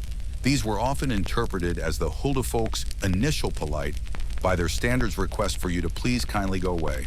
It was the supernatural equivalent of getting a strongly worded letter from the Homeowners Association. If you persisted ignoring these warning signs, perhaps thinking you're just having a run of bad luck, or maybe you don't believe in silly superstitions, the problems would escalate. Accidents would become more frequent and serious. Workers might suffer inexplicable injuries. Machinery would break down repeatedly and expensively. Foundations wouldn't set properly. Walls would crack. It would become clear even to the most skeptical that something was actively hindering the project. It was as if the very land itself was fighting back, or rather its unseen inhabitants were. Imagine your excavator just refusing to start day after day, but working perfectly fine when you move it 50 yards away. You'd probably start talking to the machinery, which is only one step away from talking to the rocks. These conflicts weren't just about large-scale construction. They could happen on a smaller, more personal level. You might want to build a new shed, move a fence line, or even just clear a patch of ground for a vegetable garden, and find yourself facing inexplicable difficulties if you encroached on what was considered Huldufolk territory. Remember how we talked about respecting the land? This was the ultimate test. Disrupting a known or even suspected Huldufolk dwelling was like tearing down someone's house without asking. It was a direct provocation. Stories abound of specific instances where construction projects ground to a halt due to perceived Huldufolk interference. Perhaps the most famous examples, which even spill into modern times, involve road construction. There are well-documented cases in Iceland where road plans have been altered or even abandoned because a specific rock or area was believed to be inhabited by hidden folk, and attempts to move or build over it resulted in problems until the plans were changed. These weren't just old folktales. People in the 20th and 21st centuries have taken these beliefs seriously enough to influence multi-million-dollar infrastructure projects. Try explaining that clause in your building permit application. Potential delays due to unforeseen, supernatural residents. A mainstream historical fact related to this is the formal recognition, or at least acknowledgement, of these beliefs by authorities at various points in history. While not legally binding in a strict common law sense for most periods, community pressure, fear of misfortune, and even the testimony of individuals who claim to have communicated with the Huldufolk could lead engineers or developers to change their plans. It wasn't uncommon for a community leader or even a national official to listen to locals who insisted a certain path was cursed or inhabited, leading to detours that added costs and time, but were deemed necessary to avoid potentially catastrophic, supernatural backlash. This demonstrated a fascinating intersection of folklore belief and practical decision-making, showing the real-world impact of these unseen neighbors. It's history's version of having to get environmental approval, but the environment you're protecting is invisible and potentially throws rocks at you. The human response to these conflicts varied. Some would stubbornly persist, often to their detriment. Illness, financial ruin, and even death could be attributed to their refusal to yield to the Huldefolk. Others, however, would eventually recognize the signs and relent. They would alter their building plans, reroute the road, or leave the offending rock exactly where it was building around it instead. Often, this act of respect would resolve the issues, with the strange problems ceasing as soon as the intrusion was abandoned. It was a negotiation not with words but with stubbornness and misfortune. In some cases, particularly in later periods, individuals who claimed to have a special connection to the Huldefolk, perhaps psychics or mediums, would be consulted. These mediators would attempt to communicate with the hidden folk dwelling in the threatened area to understand their demands or negotiate a compromise. Sometimes the Huldefolk would agree to move if a new suitable location was found, or if certain conditions were met, such as leaving the original dwelling untouched or providing a specific offering. These negotiations highlight the belief that the Huldefolk, while powerful and easily offended, weren't necessarily purely malicious. They were simply protecting their homes much like anyone else would. You needed a supernatural real estate agent. A quirky or fringe tidbit about these conflicts is the belief that certain types of rocks or geological formations were particularly sacred or favored by the Huldefolk. Not just any rock could be an elf dwelling. There were specific shape, sizes, and locations that were considered strong indicators of a hidden home. Smooth, rounded boulders standing alone in a field, or rocks with unusual formations or crevices, were often viewed with particular caution. It wasn't enough to just avoid all rocks. You had to learn to read the landscape and identify the ones that screamed occupied property in the language of folklore. It's like having to identify which houses have "beware of dog" signs, but the dogs are invisible and much harder to bribe with biscuits. These stories of conflict also served a practical purpose in human society. They acted as cautionary tales, discouraging reckless development and promoting a certain degree of respect for the natural environment. By attributing misfortunes to the Huldefolk, when land was disturbed, the belief system reinforced communal norms about where and how it was appropriate to build or cultivate.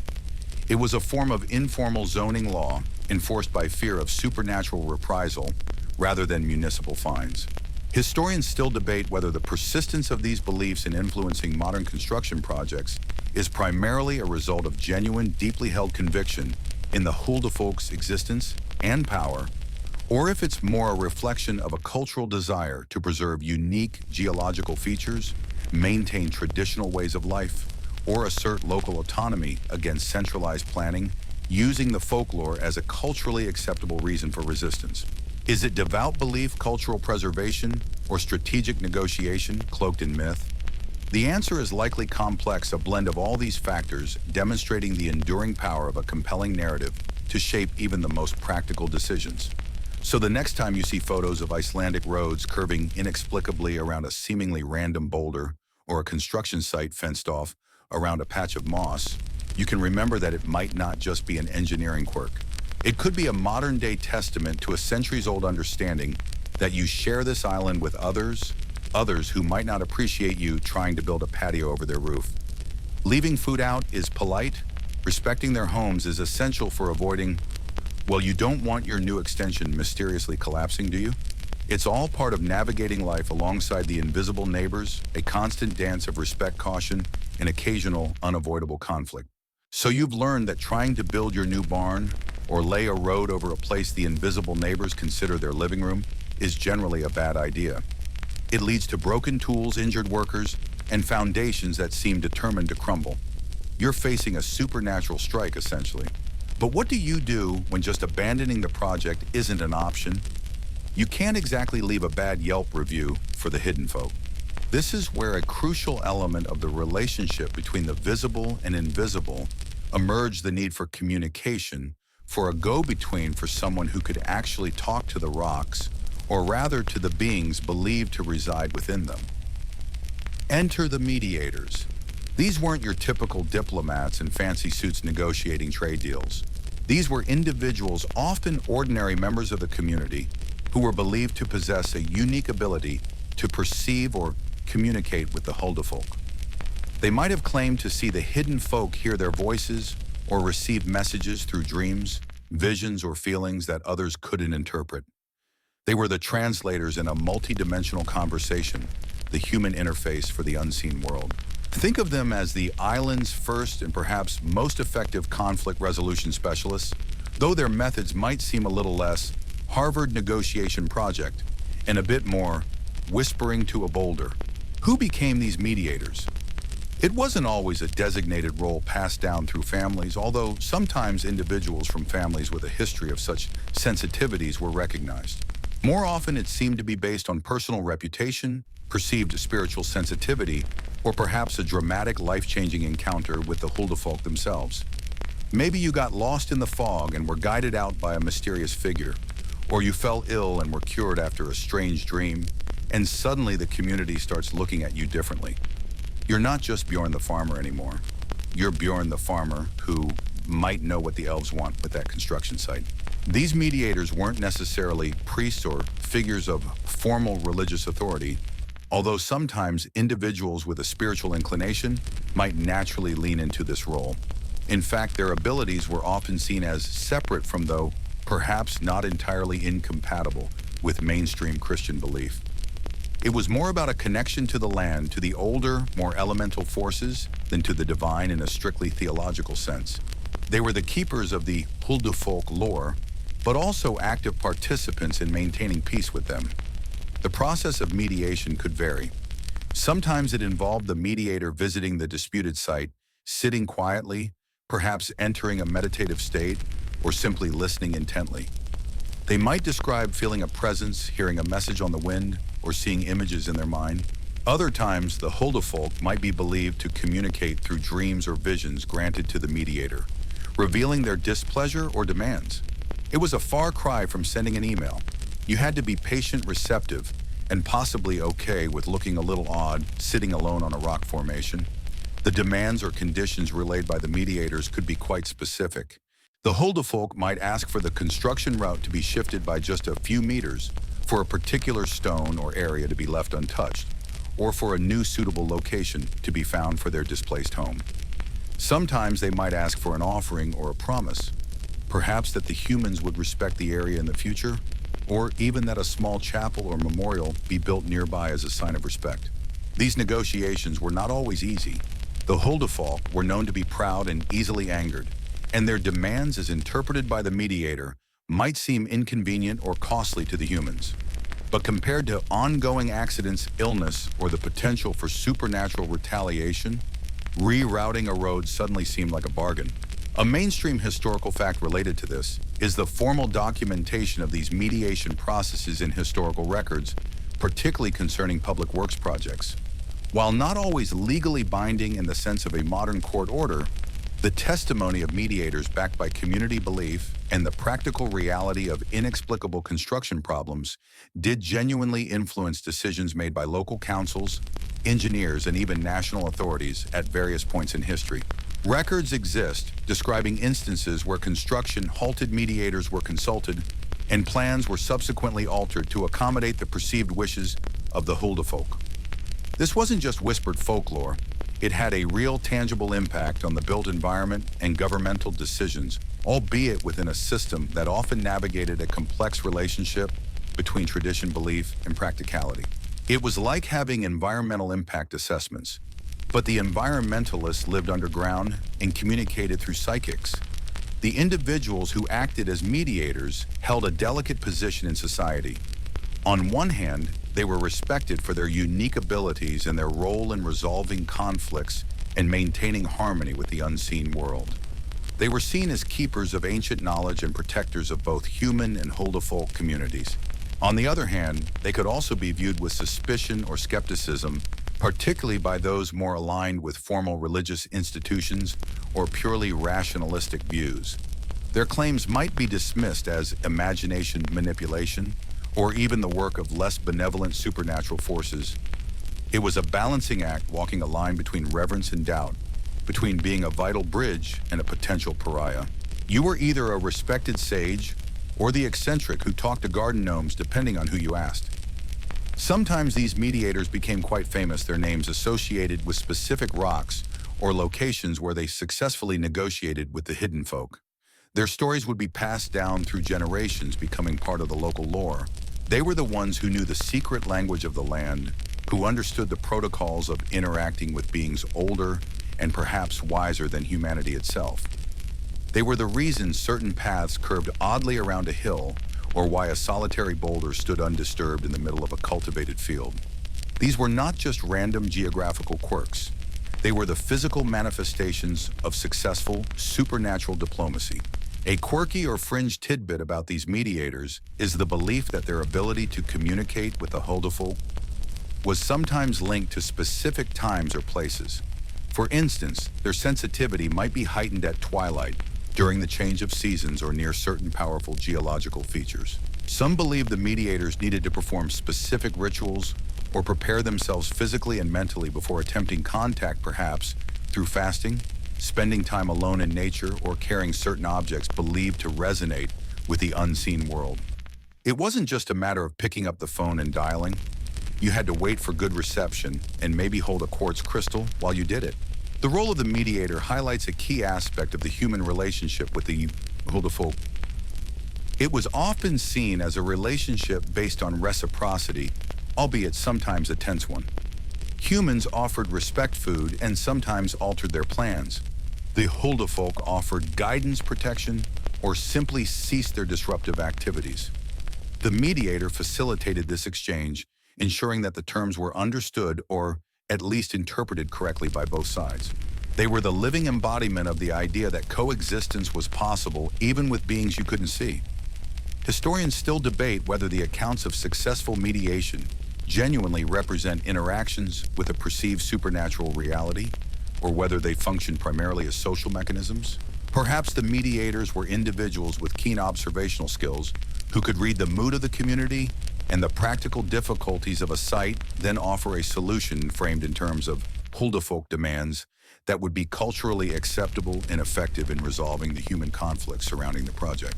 Was it true supernatural communication, or was it a culturally encoded form of arbitration cloaked in myth to give it authority and legitimacy?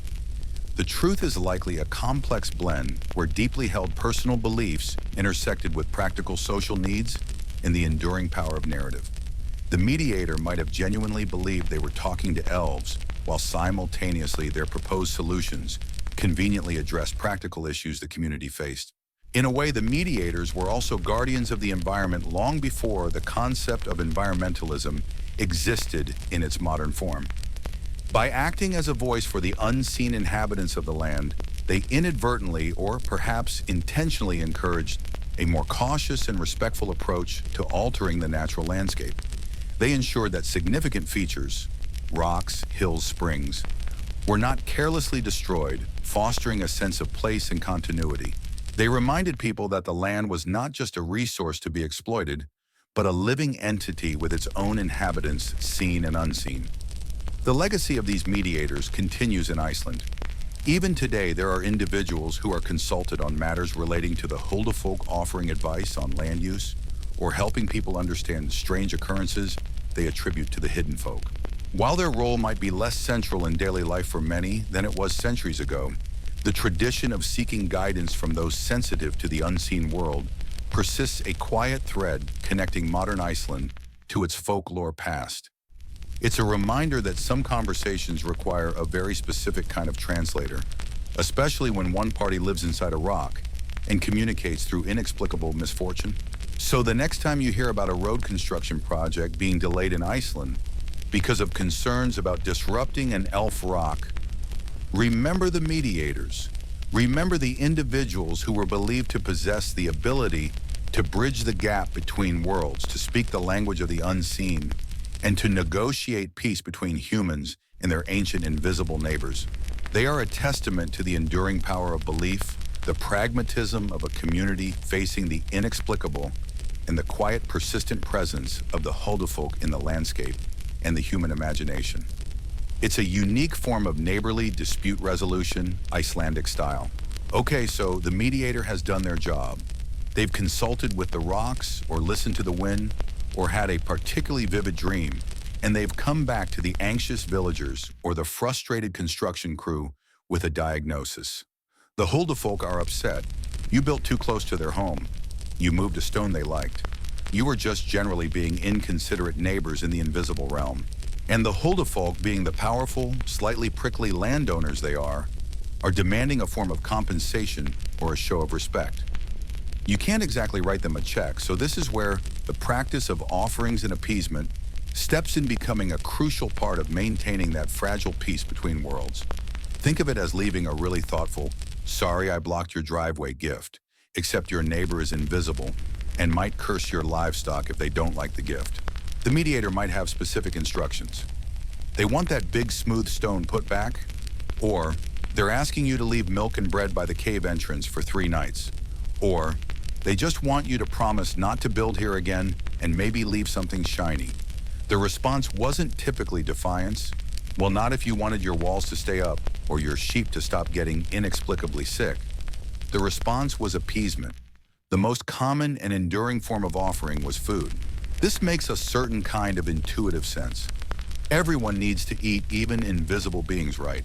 It's a universal language of sustenance and, in a communal context, sharing. But it wasn't just any old leftovers tossed out. There was often a specific intention and a preference for certain items. Milk, particularly fresh milk, was a perennial favorite. You would often leave a bowl or jug of milk outside near the perceived dwelling of the Huldefolk, perhaps on a significant rock under a tree or by a stream. The idea was that they would partake of the nourishment.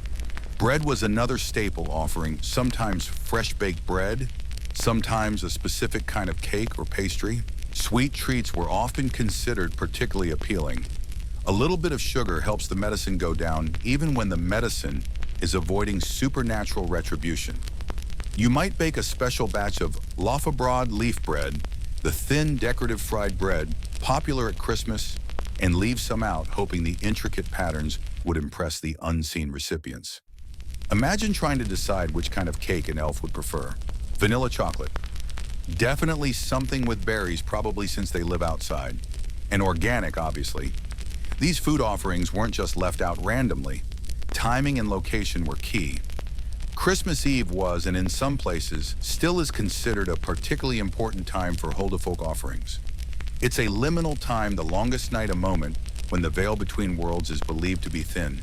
Leaving food out on Christmas Eve was a way to ensure goodwill for the coming year, a gesture of inclusion and respect during a time of human celebration. New Year's Eve was also significant. Other times might be specific points in the agricultural calendar, like harvest time or when a new season begins. And the location always tied to the Huldefolk's known or suspected haunts. The famous Elf Rocks were prime spots. You wouldn't just leave milk anywhere.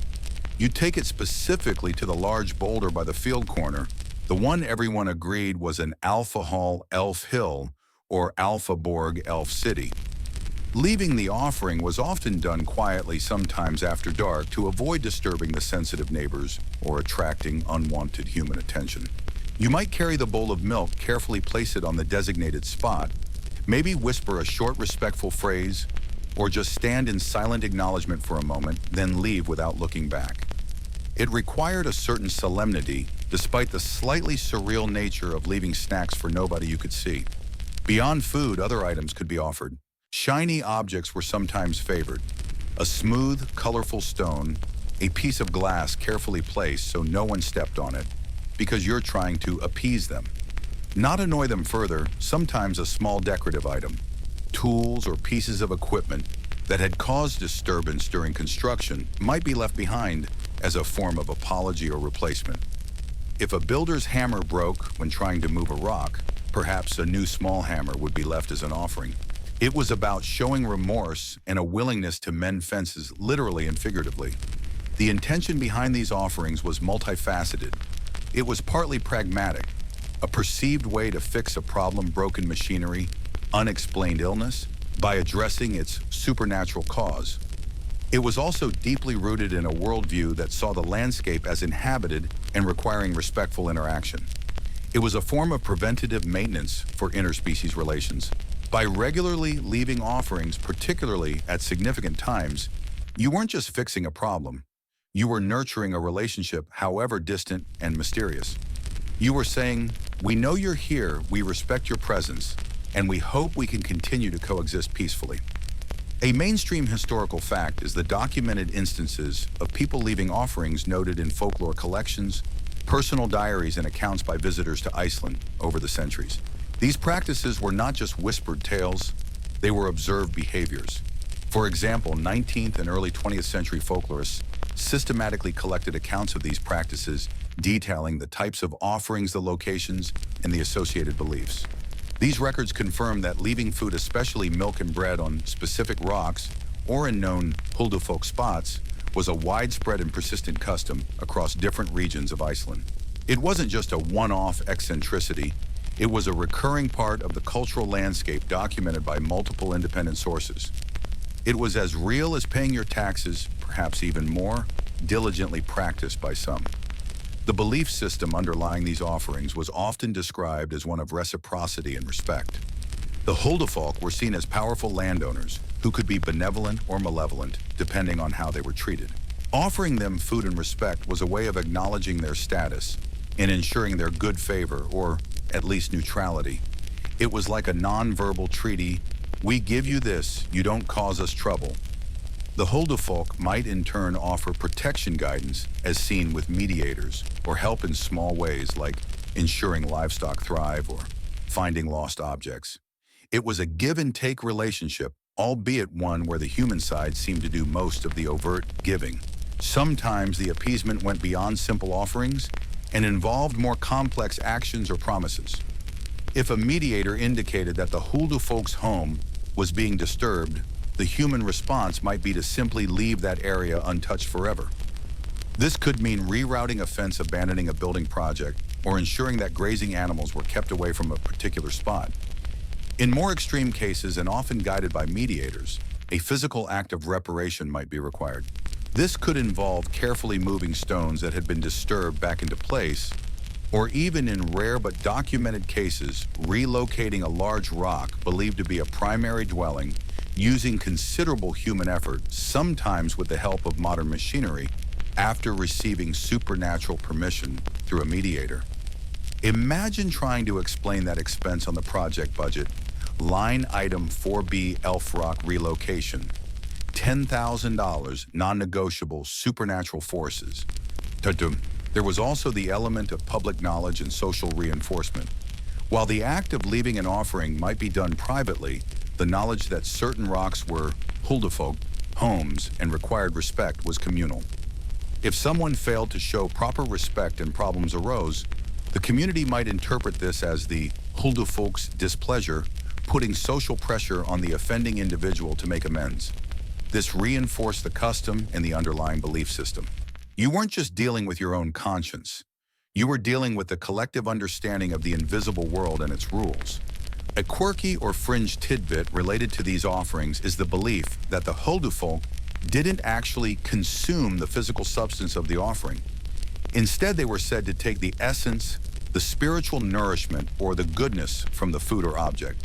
So you might leave a bowl of milk out overnight, and in the morning the milk would still physically be there, perhaps untouched, but its vitality or nutritional value would be gone.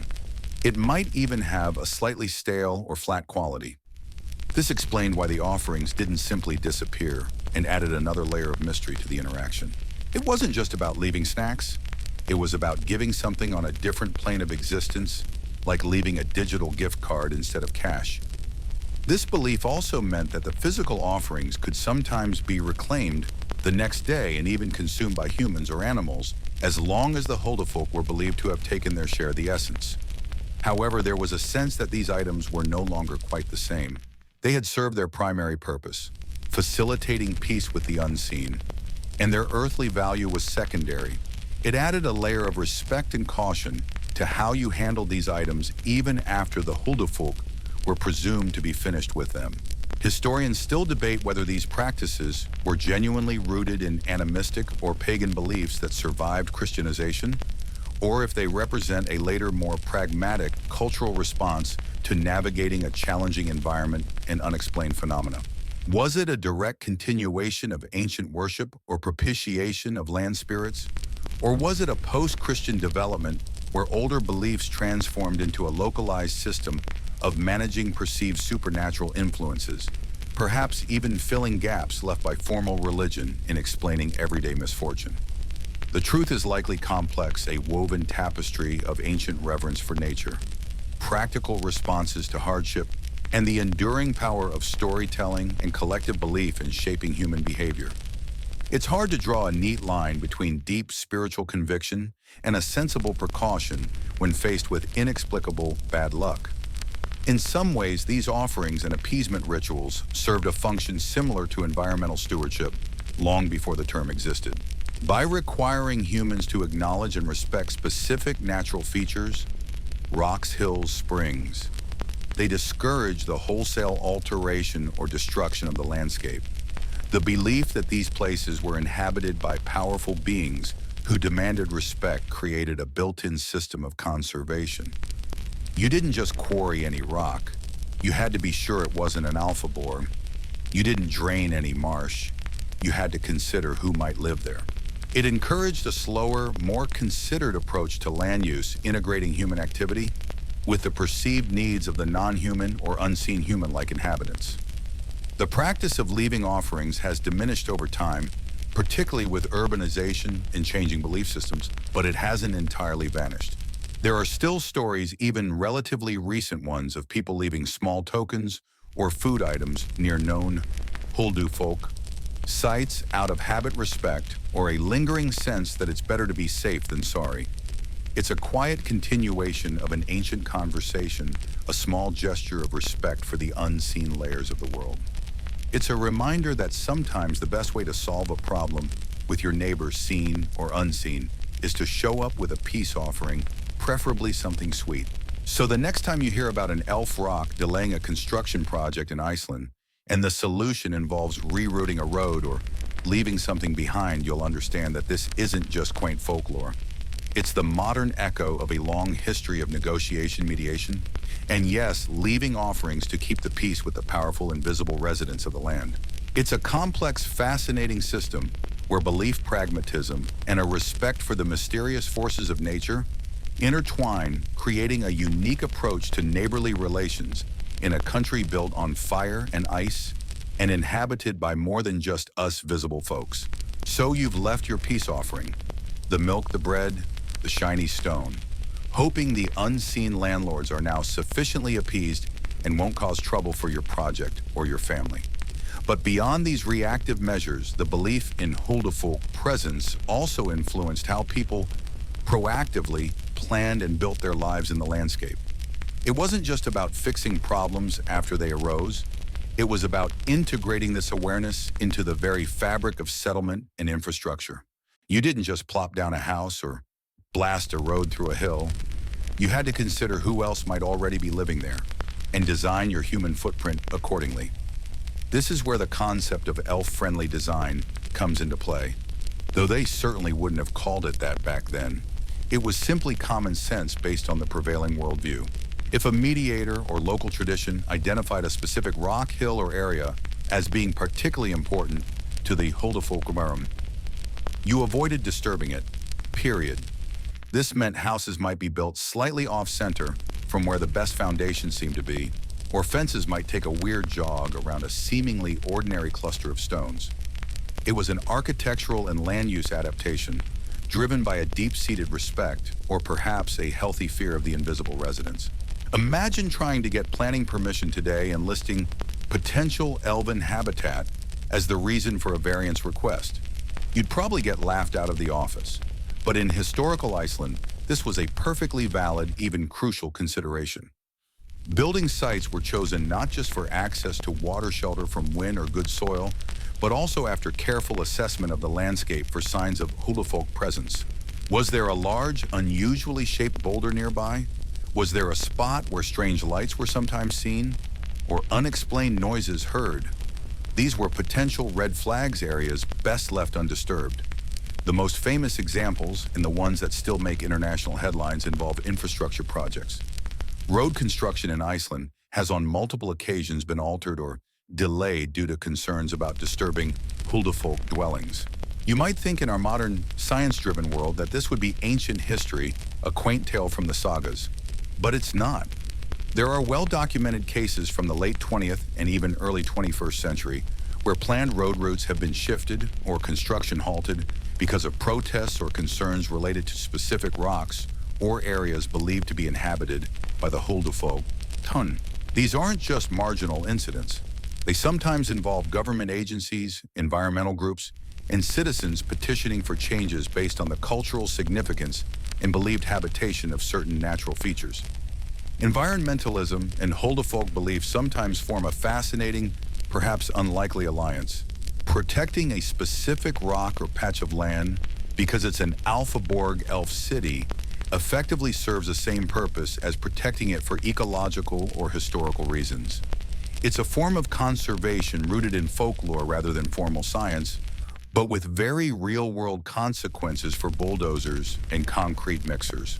A mainstream historical fact here is the official recording and mapping of significant natural features, including those specifically identified as Alpha Borger or Alpha Holer Sao. Elf rocks, Chosh hills in historical land surveys and descriptions. These sites were often noted as places to be avoided or treated with caution. For instance, old farm deeds or descriptions might include mentions of specific rocks or areas that were known Huldufolk haunts, effectively marking them as off-limits for certain types of development or intensive use. This wasn't just informal chat, it was sometimes embedded in quasi-legal or land management records, demonstrating the widespread acceptance of these beliefs and their practical implications for dividing and utilizing the land. Imagine buying a property today, and the survey report includes a note about a haunted shed or a fairy circle in the back garden that you're explicitly advised not to mess with. Think about how this impacts engineering. An engineer is given plans for a road, a bridge, a new building. They calculate soil, stability, drainage, wind load, seismic activity. But in Iceland, traditionally, there was an unwritten extra variable. Is this going to upset the Huldufolk? You might have the most efficient, cost-effective route planned, but if it goes straight through a famous alpha bore, you'd better rethink. The potential cost of supernatural interference, unexplained accidents, equipment failure, delays, or even personal misfortune for the workers was seen as potentially far greater than the cost of rerouting a section of road or modifying a building design. It's like adding a line item to the risk assessment matrix for invisible inhabitants, high impact, medium probability if provoked. This awareness also shaped agricultural practices. While vast swathes of land were used for grazing sheep, specific meadow springs or rock formations within that land might be treated with particular care. You wouldn't graze animals too close to a known Huldufolk dwelling, or you might avoid haying a specific patch of grass believed to belong to them. It was a form of micro-level land management, ensuring that human activity didn't encroach too disrespectfully on the domains of others. It was about finding a balance, carving out human space without completely disregarding the existing, albeit unseen, residents. The construction industry, even in modern times, has its own folklore around this. There are anecdotes and sometimes legal cases involving construction workers who refuse to work on sites near known Huldufolk locations or equipment mysteriously malfunctioning when attempting to move a specific rock. While skeptics might attribute these incidents to coincidence, superstition, or even deliberate obstruction by believers, the fact remains that these beliefs have had a tangible impact on construction timelines and methods. It's hard to force someone to operate a bulldozer near a rock they genuinely believe is protected by powerful invisible beings who might take revenge. Sometimes it's just easier, faster, and less stressful to go around the rock. The physical landscape of Iceland, with its dramatic volcanic formations, vast lava fields, and isolated valleys, lends itself well to beliefs about hidden inhabitants. Many of the Alpha Borger are striking, unusual rock formations that stand out from the surrounding terrain. They look like they could be homes, like miniature castles or churches sculpted by nature. It's easy to see how, in a landscape that feels alive and often unpredictable, specific memorable features would acquire significance in stories. These rocks become anchor points for the imagination, places where the veil between the seen and the unseen feels thinner. A quirky or fringe tidbit related to this elf-friendly design is the existence even today of individuals who act as liaisons or advocates for the huldufolk in planning disputes. These aren't necessarily traditional mediators in the old sense, but people who feel they have a connection to the unseen world and speak up on behalf of the huldufolk's perceived interests when development is proposed near significant sites. They might consult psychics intuitively sense the huldufolk's displeasure, or simply feel a strong spiritual connection to the land and its unseen inhabitants. These individuals have on occasion successfully mobilized public opinion or found legal avenues to influence planning decisions, sometimes leading to significant delays or alterations in projects. It's a unique intersection of modern bureaucracy, environmental activism, and ancient folklore. Historians still argue whether the prevalence of elf-friendly planning and construction was primarily driven by genuine, deeply held belief in the huldufolk's power, or if it was a pragmatic social mechanism for things like dispute resolution, preserving specific natural features, or even providing a convenient explanation for project delays or failures that had more mundane causes. Was it devout respect for other beings? Or was it a clever way to avoid conflict, maintain certain resources, or just blame a bad rock? It's probably a mix, isn't it? Belief provides the framework and pragmatism finds ways to operate within it. After all, if believing that rerouting the road keeps you safe and also happens to preserve a beautiful rock formation, why overthink the motivation?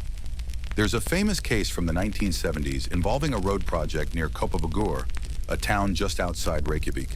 Construction workers encountered difficulties and strange occurrences near a large rock. Locals and some workers attributed this to disturbing the huldufolk who lived there. Pressure mounted and eventually the rock was carefully moved using heavy machinery, but only after a ceremony was conducted reportedly involving a woman who communicated with the huldufolk and received their permission for the relocation with the promise that the rock would be placed in a new suitable location. This wasn't some ancient tale. This happened within living memory for many.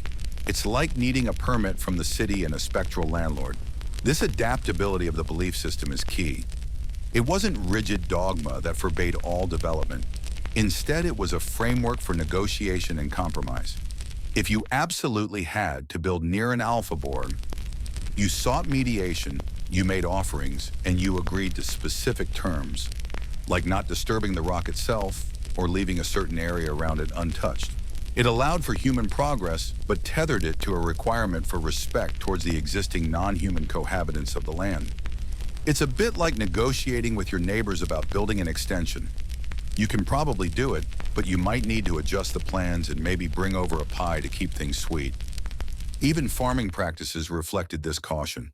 While sheep roamed widely, certain areas known as Jodgardar, literally people's gardens, or national parks, but historically referring to areas used by outlaws or huldufolk, or specifically named alfaborgir, were often left as common land or treated with particular care, perhaps not fenced off as private property or used for intensive cultivation.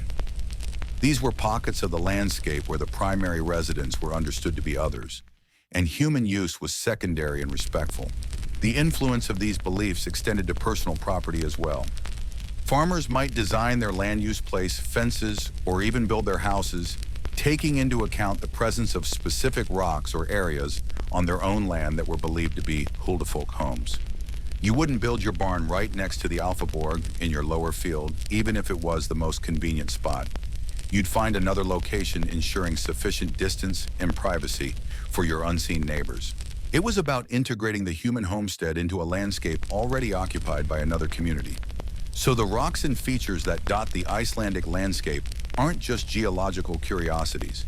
Many of them carry layers of cultural meaning, acting as markers of a shared invisible landscape. They are places where human plans met non-human perceived rights, where engineering diagrams were adjusted to accommodate ancient beliefs, and where the physical world was shaped by the presence of the unseen. It's a constant, quiet negotiation with the land itself and the beings who are believed to inhabit it. And it shows that sometimes the most practical solution isn't the most direct one, especially when you're dealing with neighbors who can literally make your life invisible. So you navigate this world built with these invisible neighbors in mind, leaving room around the big rocks, maybe rerouting a fence here and there, because old Sigridur down the lane swears her grandmother saw tiny lights dancing there once. It's a landscape shaped not just by geology and weather, but by belief and respect for what's unseen. But you might be thinking that's all well and good for the old days when life was harsh and unexplained things were common. Why does this persist in a modern, technologically advanced country like Iceland? Why aren't these just quaint bedtime stories now relegated to dusty folklore books? Well, the persistence of belief in Huldufolk, or at least the cultural engagement with the idea, is a fascinating phenomenon.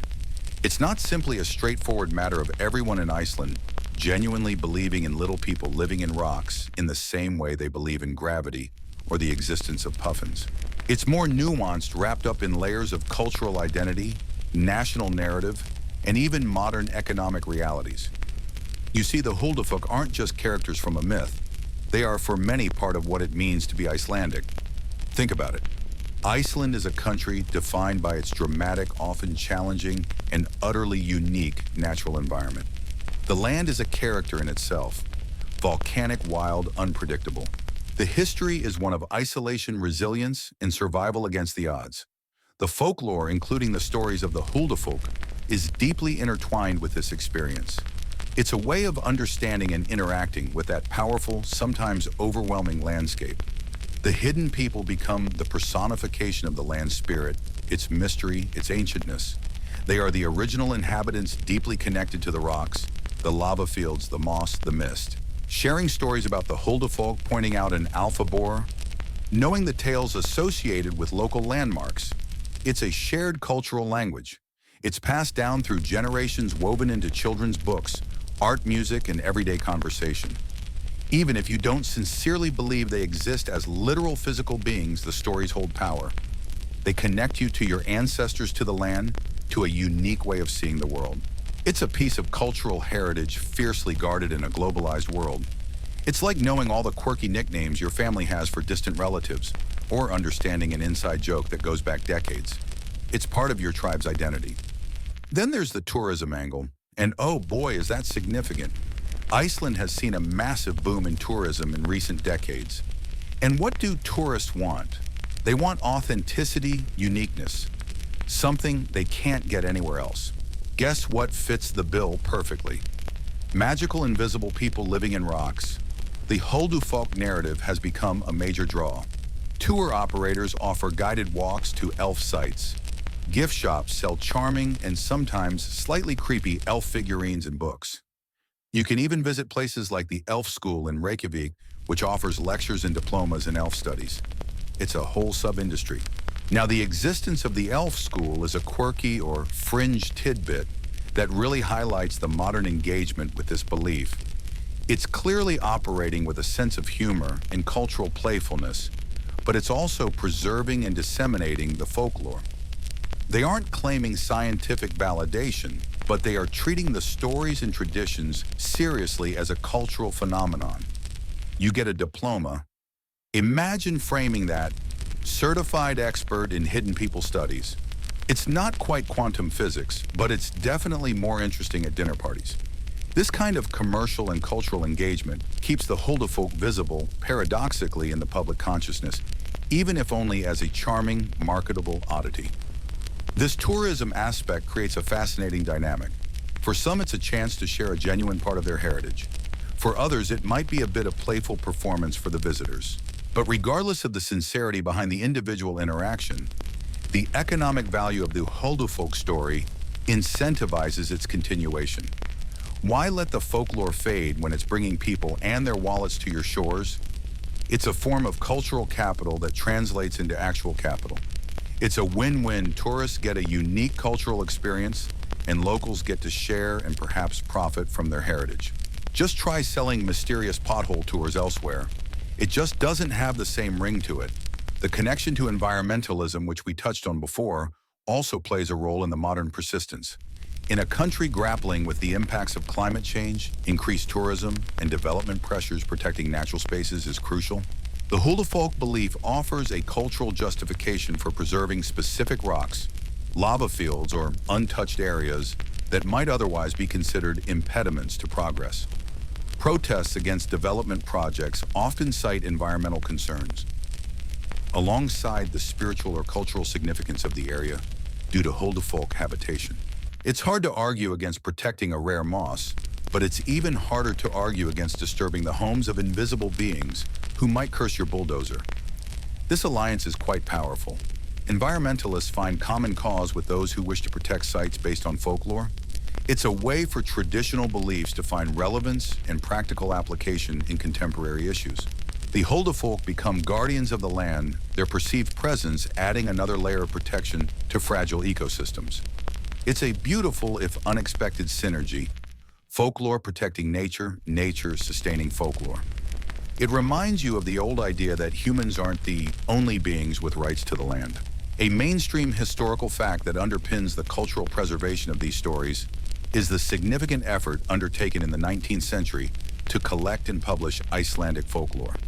Figures like Jon Arnason gathered vast collections of folk tales, including numerous stories about the Huldufolk.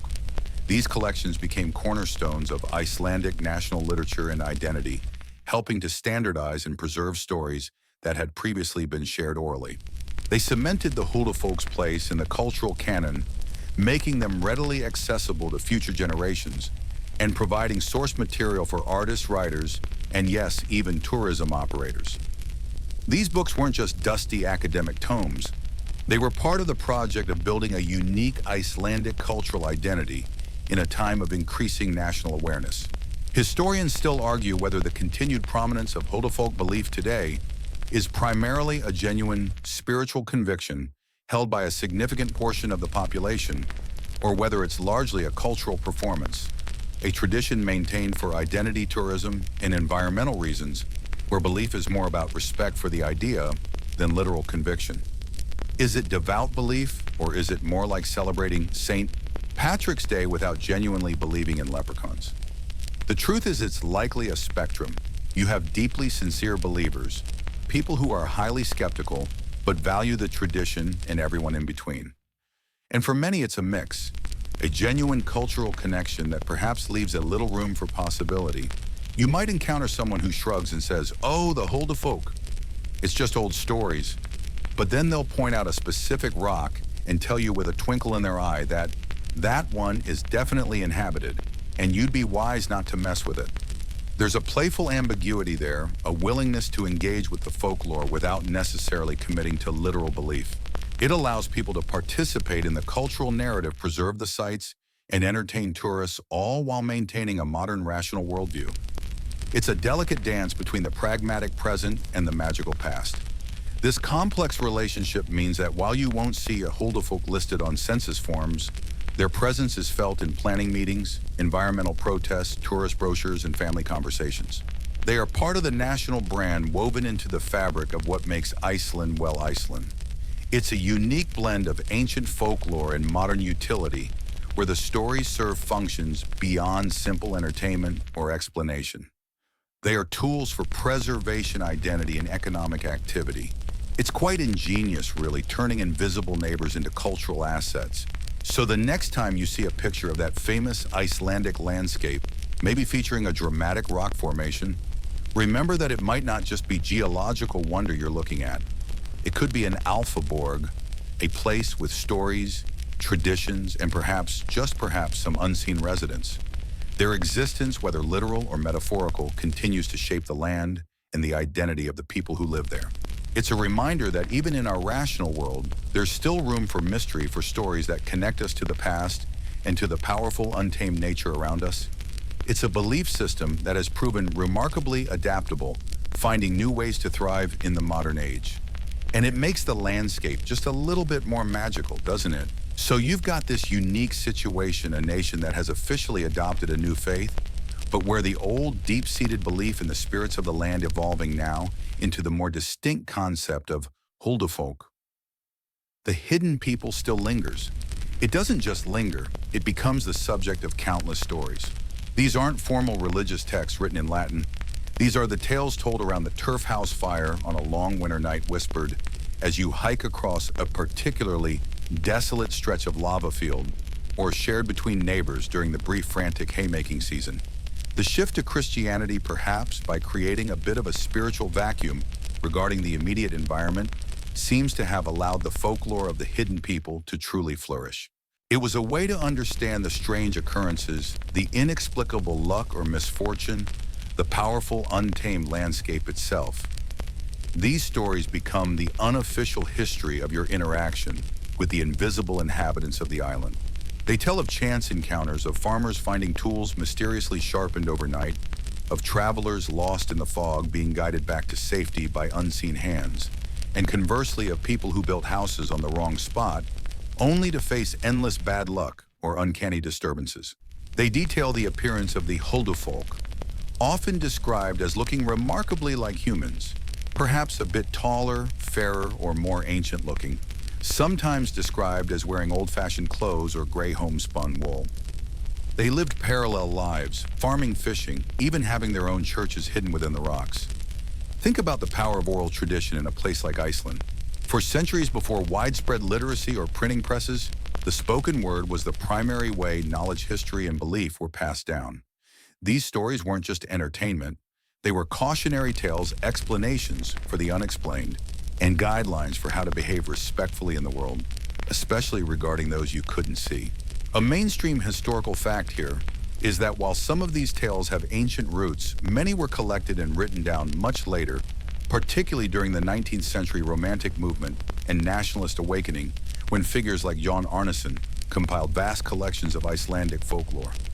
It was a conscious effort to preserve a unique cultural heritage, and these collections are a treasure trove of hidden people narratives. You would have heard these stories from your parents, your grandparents, your neighbors. Maybe old man Thorder down the valley swore he saw a group of them dancing on the hillside during a moonlit night. Maybe your aunt told you about the time she was milking the cows and felt an unseen presence nearby, and afterwards her milk yield doubled for a week. These personal accounts, layered with generations of storytelling, built a tangible sense of a parallel world existing just out of sight. A quirky tidbit.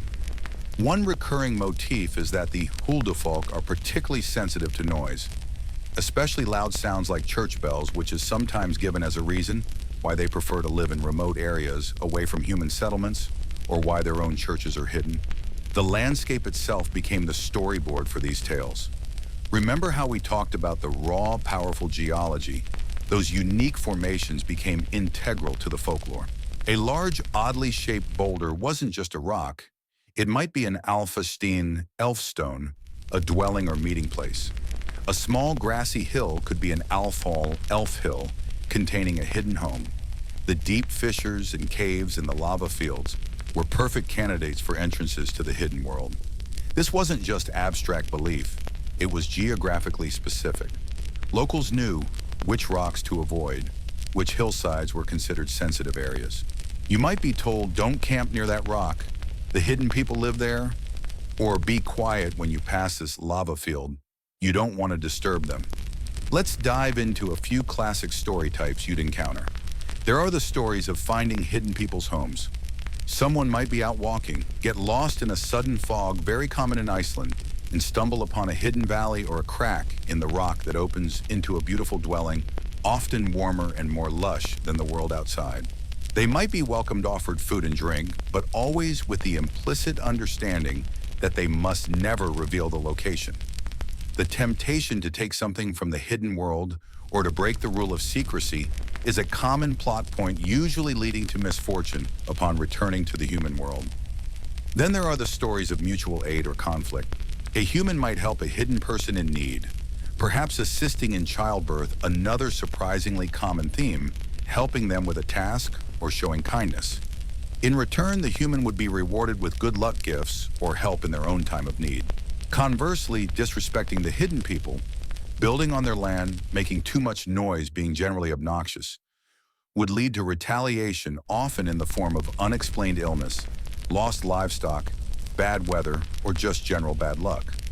This reinforced a code of conduct: be humble, be quiet, respect the land, and by extension, respect its hidden inhabitants. Consider the story of the farmer who wanted to build a new barn. He finds the perfect spot, starts digging the foundations, only to be plagued by a series of unfortunate events. Tools break, the weather turns, foul workers get injured. An older, wiser neighbor might suggest he's trying to build on an elf hill. The farmer, perhaps skeptical but desperate, might leave an offering or even move the barn. Lo and behold, the problems cease. These stories weren't just charming tales. They were practical guides embedded in belief, influencing decisions about land use long before zoning laws existed. The boundaries between the human and hidden world were sometimes depicted as permeable. There are stories of humans falling in love with hidden people, leading to tragic or bittersweet unions. Children born of such unions might have special abilities or sensitivities. There are also tales of the hidden people needing human midwives for births, often requiring the human to close their eyes until the task is done, lest they glimpse too much of the hidden world. These narratives highlight the close proximity and occasional interaction between the two worlds, blurring the lines between the seen and the unseen. Historians still argue whether these stories represent genuine belief across the entire population or were simply entertaining folklore that helped explain the mysteries of a harsh environment. Was every Icelander genuinely worried about disturbing an elf church, or was it just a convenient explanation for why you shouldn't build on unstable ground? It's likely a spectrum, with some individuals holding deep personal convictions, while others treated the tales as charming, useful metaphors.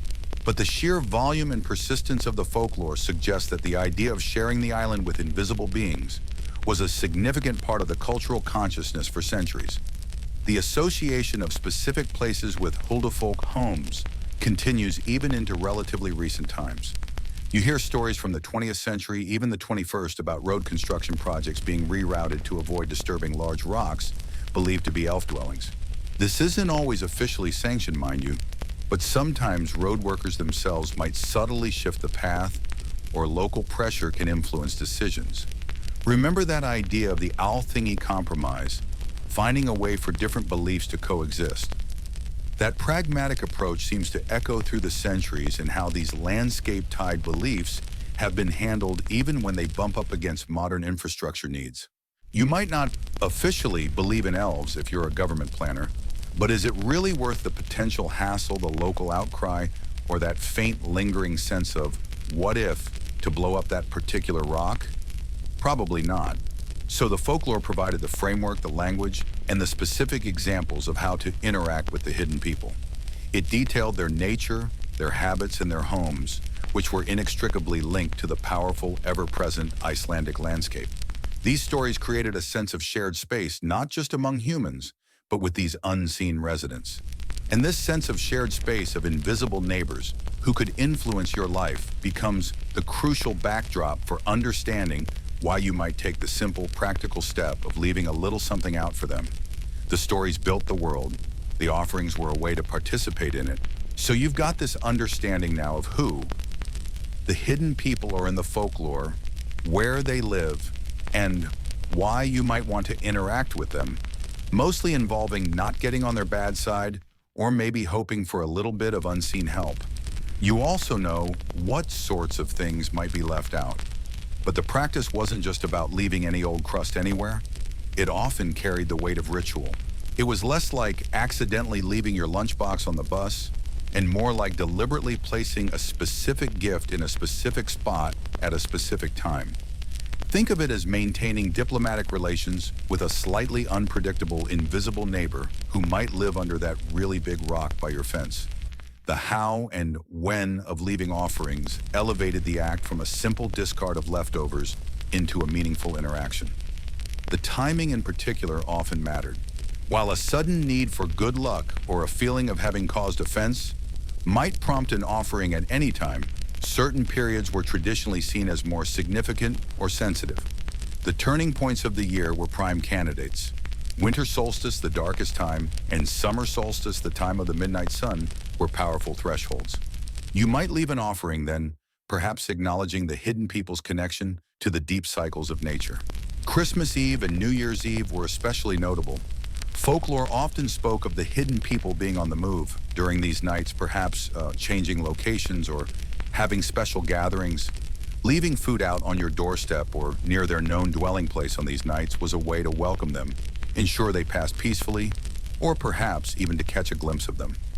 It was like setting out cookies for Santa, but with slightly higher stakes and no chimney involved. This practice around holidays wasn't unique to hidden people. Many cultures have traditions of leaving offerings during festive times, often linked to ancestor spirits or deities. But in Iceland, it became strongly associated with the Huldufolk. Imagine the scene: you've had your modest Christmas meal, maybe some cured lamb flatbread, and before you settle in for the long dark night, you take a small portion, perhaps some milk, a piece of bread, or a bit of the precious meat, and you carry it outside into the freezing cold. You place it carefully on a designated rock, or by the door, or near the barn perhaps, saying a quiet word acknowledging their presence, and hoping for peace and prosperity in the coming year. It was a small act easily dismissed by a skeptic, but for someone who grew up hearing tales of the hidden people's influence, it was a significant gesture. The location of the offering was just as crucial as the timing. Remember how we talked about the landscape being dotted with Elfstein elf stones and Elfhall elf hills? These were the prime real estate for placing offerings. You wouldn't just leave food anywhere. You'd leave it at or near a spot known or believed to be an elf dwelling or meeting place. This showed you understood their territory and were making a direct overture to their home. Leaving food by a large distinctive rock, a small grassy knoll in the middle of a lava field, or even a particular corner of your own farmstead known for uncanny happenings, added layers of meaning to the act. It wasn't just dropping food.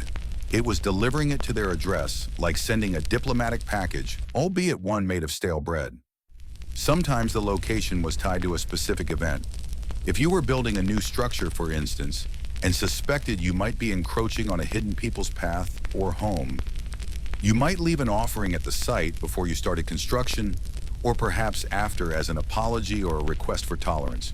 If livestock went missing, you might leave an offering near the last place they were seen, hoping the hidden people might guide them back, or at least not hinder their return.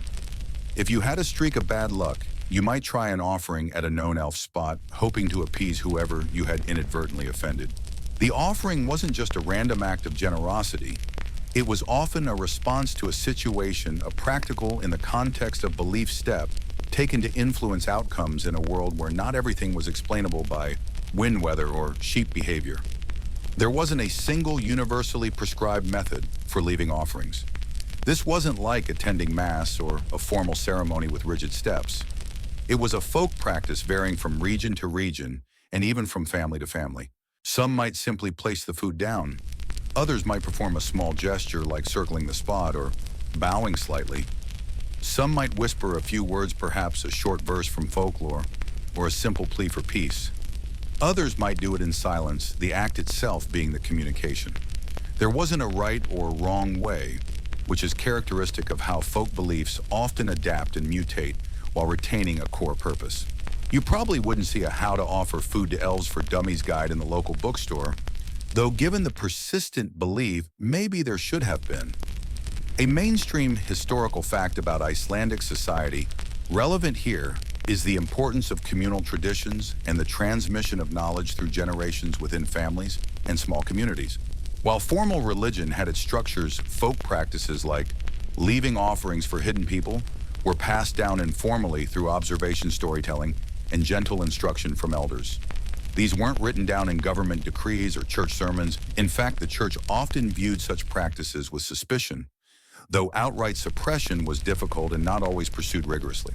This oral and practical transmission meant the rituals could vary, but were deeply embedded in the fabric of daily life and seasonal routines. Historians still argue whether the specific nature and meaning of these rituals were uniform across Iceland. Did everyone believe the same thing about why Christmas Eve was special for hidden people, or how exactly an offering influenced them? It's likely that interpretations varied widely. Some might have seen it as simple respect for nature spirits, a holdover from pre-Christian times. Others might have fully incorporated the Huldufolk into their worldview as parallel beings with their own lives and needs. The debate often centers on the degree of conscious structured ritual versus habitual, perhaps half-skeptical practice? Was it deep spiritual engagement or just a case of, Grandma always did it and we don't want to risk it? A quirky tidbit about the timing. Some tales suggest that certain nights were specifically dangerous or ill-advised for humans to be out, precisely because the hidden people were active. Christmas Eve, New Year's Eve, and Epiphany, January 6th are often mentioned. Leaving offerings on these nights might have been a way to encourage the hidden people to stay near their homes or paths, reducing the chance of unwanted encounters, or ensuring that if you did cross paths, you were seen as respectful. It was a bit like leaving a treat outside your dog's kennel before hosting a party, hoping it keeps them happy and quiet inside. The act of leaving the offering, especially food, reinforced the idea of shared resources and a degree of interdependence, however imagined. In a land where food was often scarce and hard-won, deliberately setting some aside for unseen beings was a significant act of trust and perhaps even sacrifice. It highlighted the belief that humans were not the sole inhabitants or owners of the land.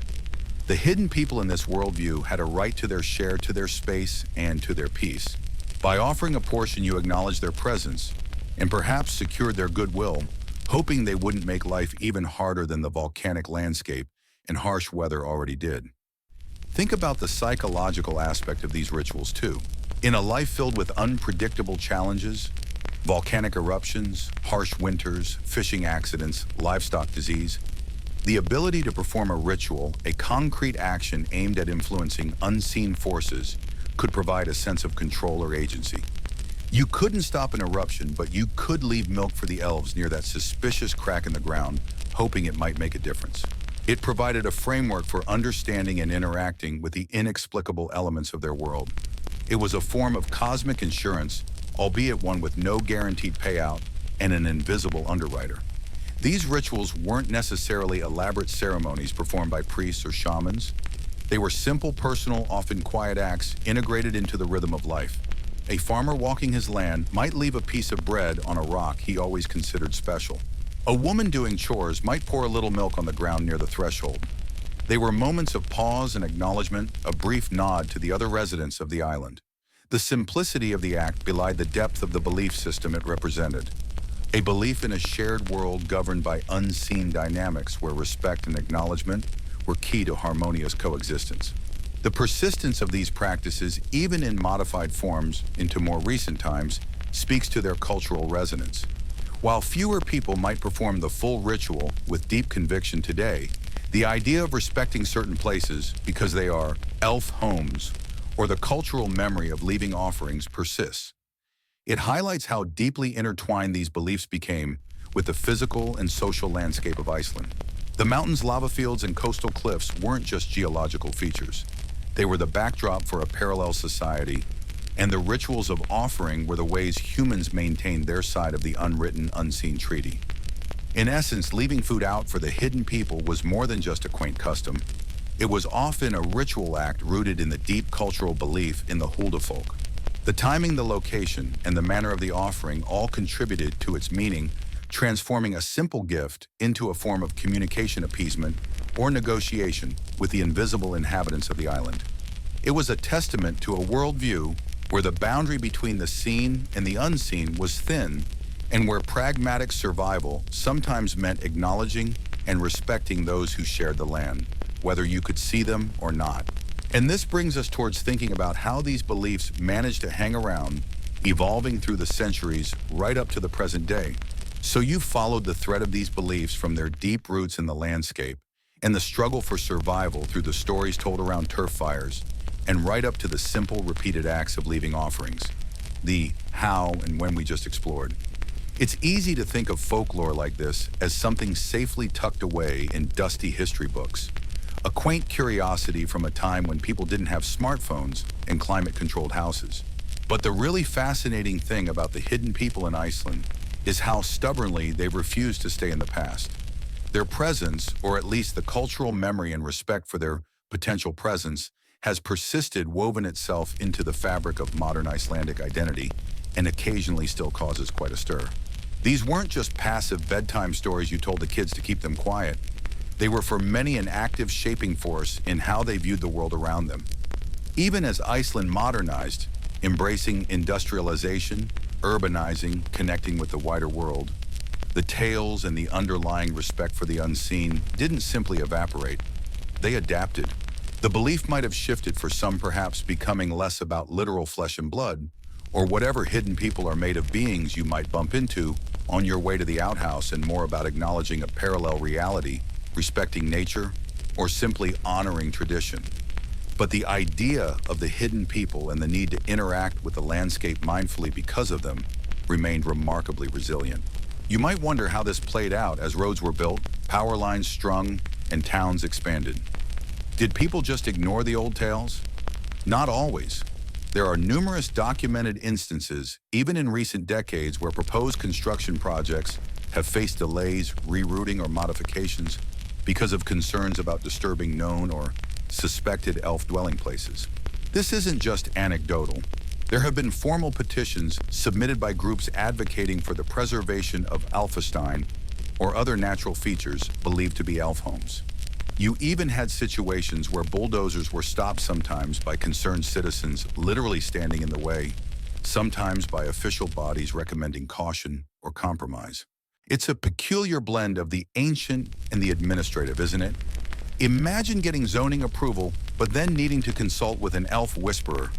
This level of public acknowledgement and sometimes official consideration is perhaps what sets the Icelandic huldufolk apart from fairy beliefs in many other cultures, where they might be relegated entirely to children's stories or academic studies. In Iceland, they occasionally make headlines not just in folklore journals, but in national newspapers. When a new highway needs to cross a lava field and there's a prominent rock formation in the way, someone will inevitably speak up about it being an elf church or a meeting place. And sometimes, surprisingly, the planners listen. It's not necessarily that everyone involved literally believes in elves, but there's enough cultural weight and public sentiment around respecting these traditions and places that it becomes a factor in the decision-making process. It's like urban planning meets ancient spirituality, which is probably not a module they teach in engineering school. This leads to a fascinating question: how many Icelanders actually believe in hidden people today? This has been the subject of numerous surveys over the years, and the results are often reported internationally, usually with a tone of amused surprise. The numbers fluctuate depending on how the question is phrased. Are you asking if they literally exist, if they might exist, or if they're important as cultural symbols? But consistently, a significant portion of the population expresses a belief in their existence, or at least a reluctance to outright dismiss it. You might find surveys suggesting anywhere from 10% to over 50% believe in elves, depending on the wording and the year. This isn't just a fringe group. These are your neighbors, the cashier at the supermarket, maybe even your distant cousin.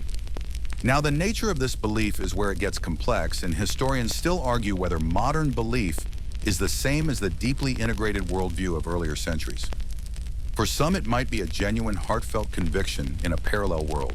For others, it might be more nuanced, a feeling that there are things in the world we don't understand, a respect for the power and mystery of nature, or a profound sense of connection to the folklore that shaped their ancestors. It could be a form of cultural patriotism, holding on to a unique aspect of their heritage in a globalized world. Or maybe it's just keeping an open mind. I haven't seen one, but who am I to say they don't exist? It's not always a simple yes or no, black or white issue. It exists in shades of gray, like the Icelandic sky on a cloudy day. This brings us to the idea of the hidden people as cultural identity. In a small nation with a relatively homogeneous population and a strong connection to its history and landscape, folklore plays a crucial role in defining what it means to be Icelandic. The huldufolk, intertwined as they are with the unique geology and history of the island, have become almost mascots. They represent the mystical, untamed aspect of Iceland, the idea that despite all the modernity, there's still something ancient and wild lurking just beneath the surface. This resonates particularly strongly in a country that is increasingly defined by its dramatic natural beauty and the tourism it attracts. Yes, the hidden people have become a tourist attraction. You can go on elf tours in Reykjavik, visit places known for elf sightings, or buy elf-themed souvenirs. This commercialization might seem like the ultimate dilution of a once serious belief, turning ancient fears and rituals into marketable kitsch. And for some Icelanders, perhaps it is, but for others, it's just another way the belief persists, adapting to the modern world. Even if the tourists are just looking for a quirky photo op, their interest reinforces the cultural significance of the Huldufólk. It shows that this isn't just a local oddity, it's something that captures the imagination of people from all over the world, linking Iceland to something magical and mysterious. It's certainly a less stressful way to interact with them than leaving out your dinner and hoping they don't steal your cow. A mainstream historical fact that underscores this connection to identity is the preservation and reverence for the Icelandic sagas, written primarily in the medieval period. These epic tales of settlers' feuds and exploration are cornerstones of Icelandic literature and national identity. While the sagas themselves mention elves sparingly, they established a cultural foundation where the boundary between the mundane and the supernatural was fluid, and where the landscape held deep significance. This literary tradition created a fertile ground for folklore, like the Huldufólk beliefs, to flourish and persist alongside formal history and religion, embedding the idea of a multi-layered reality into the cultural psyche. There's even a formal body, the Friends of the Lava, which has, among other environmental concerns, advocated for the protection of places believed to be elf habitats from development. Members have literally stood in the path of construction equipment to prevent the destruction of specific rocks or areas. This isn't just about protecting nature in general, it's about protecting specific spots tied directly to the folklore of the hidden people. It's environmental activism with a uniquely Icelandic, slightly magical twist. They are, in a sense, the self-appointed human representatives in the ongoing unwritten treaty between humans and the hidden people. A quirky tidbit: there is or was an elf school in Reykjavik run by an individual who claimed to have extensive knowledge of the hidden people, their types and their ways, offering courses for those interested in learning more or communicating with them. While viewed with skepticism by many, its existence highlights the enduring public fascination and willingness for some, at least, to explore these beliefs seriously or semi-seriously. It's probably not accredited by any official educational body, but where else are you going to get a degree in advanced elf communication? The debate about the nature of modern belief ties back to the scholarly debate we touched upon earlier. How much is this about genuine conviction versus cultural performance or identity? For some scholars, the public stances taken by individuals or groups to protect elf lands are primarily about environmentalism and preserving natural spaces, using the culturally resonant language of elf belief as a powerful rhetorical tool. For others, it reflects a deeper, perhaps unconscious adherence to a worldview, where humans are not the only intelligent beings on the planet, and the natural world is inhabited by forces that demand respect beyond purely ecological considerations. It's a debate that gets to the heart of what belief even means in a secular modern society. Is it a binary switch, I believe, sure I don't believe, or a spectrum? The persistence of these beliefs also speaks to the enduring power of place and history. In a landscape as dramatic, volatile, and awe-inspiring as Iceland's, it's perhaps not surprising that people continue to feel a connection to something ancient and powerful residing within it. The volcanoes, the glaciers, the vast lava fields, they dwarf human endeavors and remind you of forces far greater than yourself. Attributing some of that power and mystery to hidden beings living within these features makes a certain kind of poetic sense. It populates the empty spaces, gives a narrative to the inexplicable shifts in the earth, and connects the human experience to the deep geological pulse of the island. You're not just a tiny human on a big rock, you're sharing that rock with others. So, from the earliest settlers crafting stories to explain their new harsh home, through centuries of adapting to changing times, the belief in or acknowledgement of the hidden people has remained a constant, albeit evolving thread in Icelandic culture. They represent a connection to the past, a unique identifier in the present, and a reminder that even in the most modern societies, there can be space for mystery, wonder, and things unseen. They are a testament to the power of folklore to shape not just individual minds, but a nation's identity and its relationship with the very ground beneath its feet. It shows that some stories are just too good or too important to ever truly fade away. And as you think about these persistent, quiet beliefs, the idea of unseen neighbors sharing the rugged landscape, the centuries of stories told and retold, Under long, dark winters and bright sunlit summers, you might find yourself drifting, letting the images soften. The craggy lava fields outside your window begin to blur. The distant mountains seem to fade into shadow.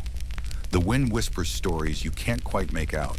You are here safe and warm, but the island around you holds its secrets. Secrets whispered on the wind, hidden beneath the mossy rocks residing in the quiet corners of the world.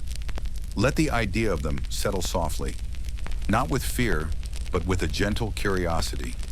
The world is vast and perhaps holds more than our waking eyes can see. The ancient rhythms of the land, the turning of the seasons, the deep, quiet pulse of the earth. They hold the memory of everything that has ever been imagined here. Feel the calm settling in, the thoughts about hidden people, about history, about stories dissolving like mist. You are drifting now towards stillness, towards rest. The journey through the tales of the hidden people is complete, and now only peace remains. Just quiet and sleep.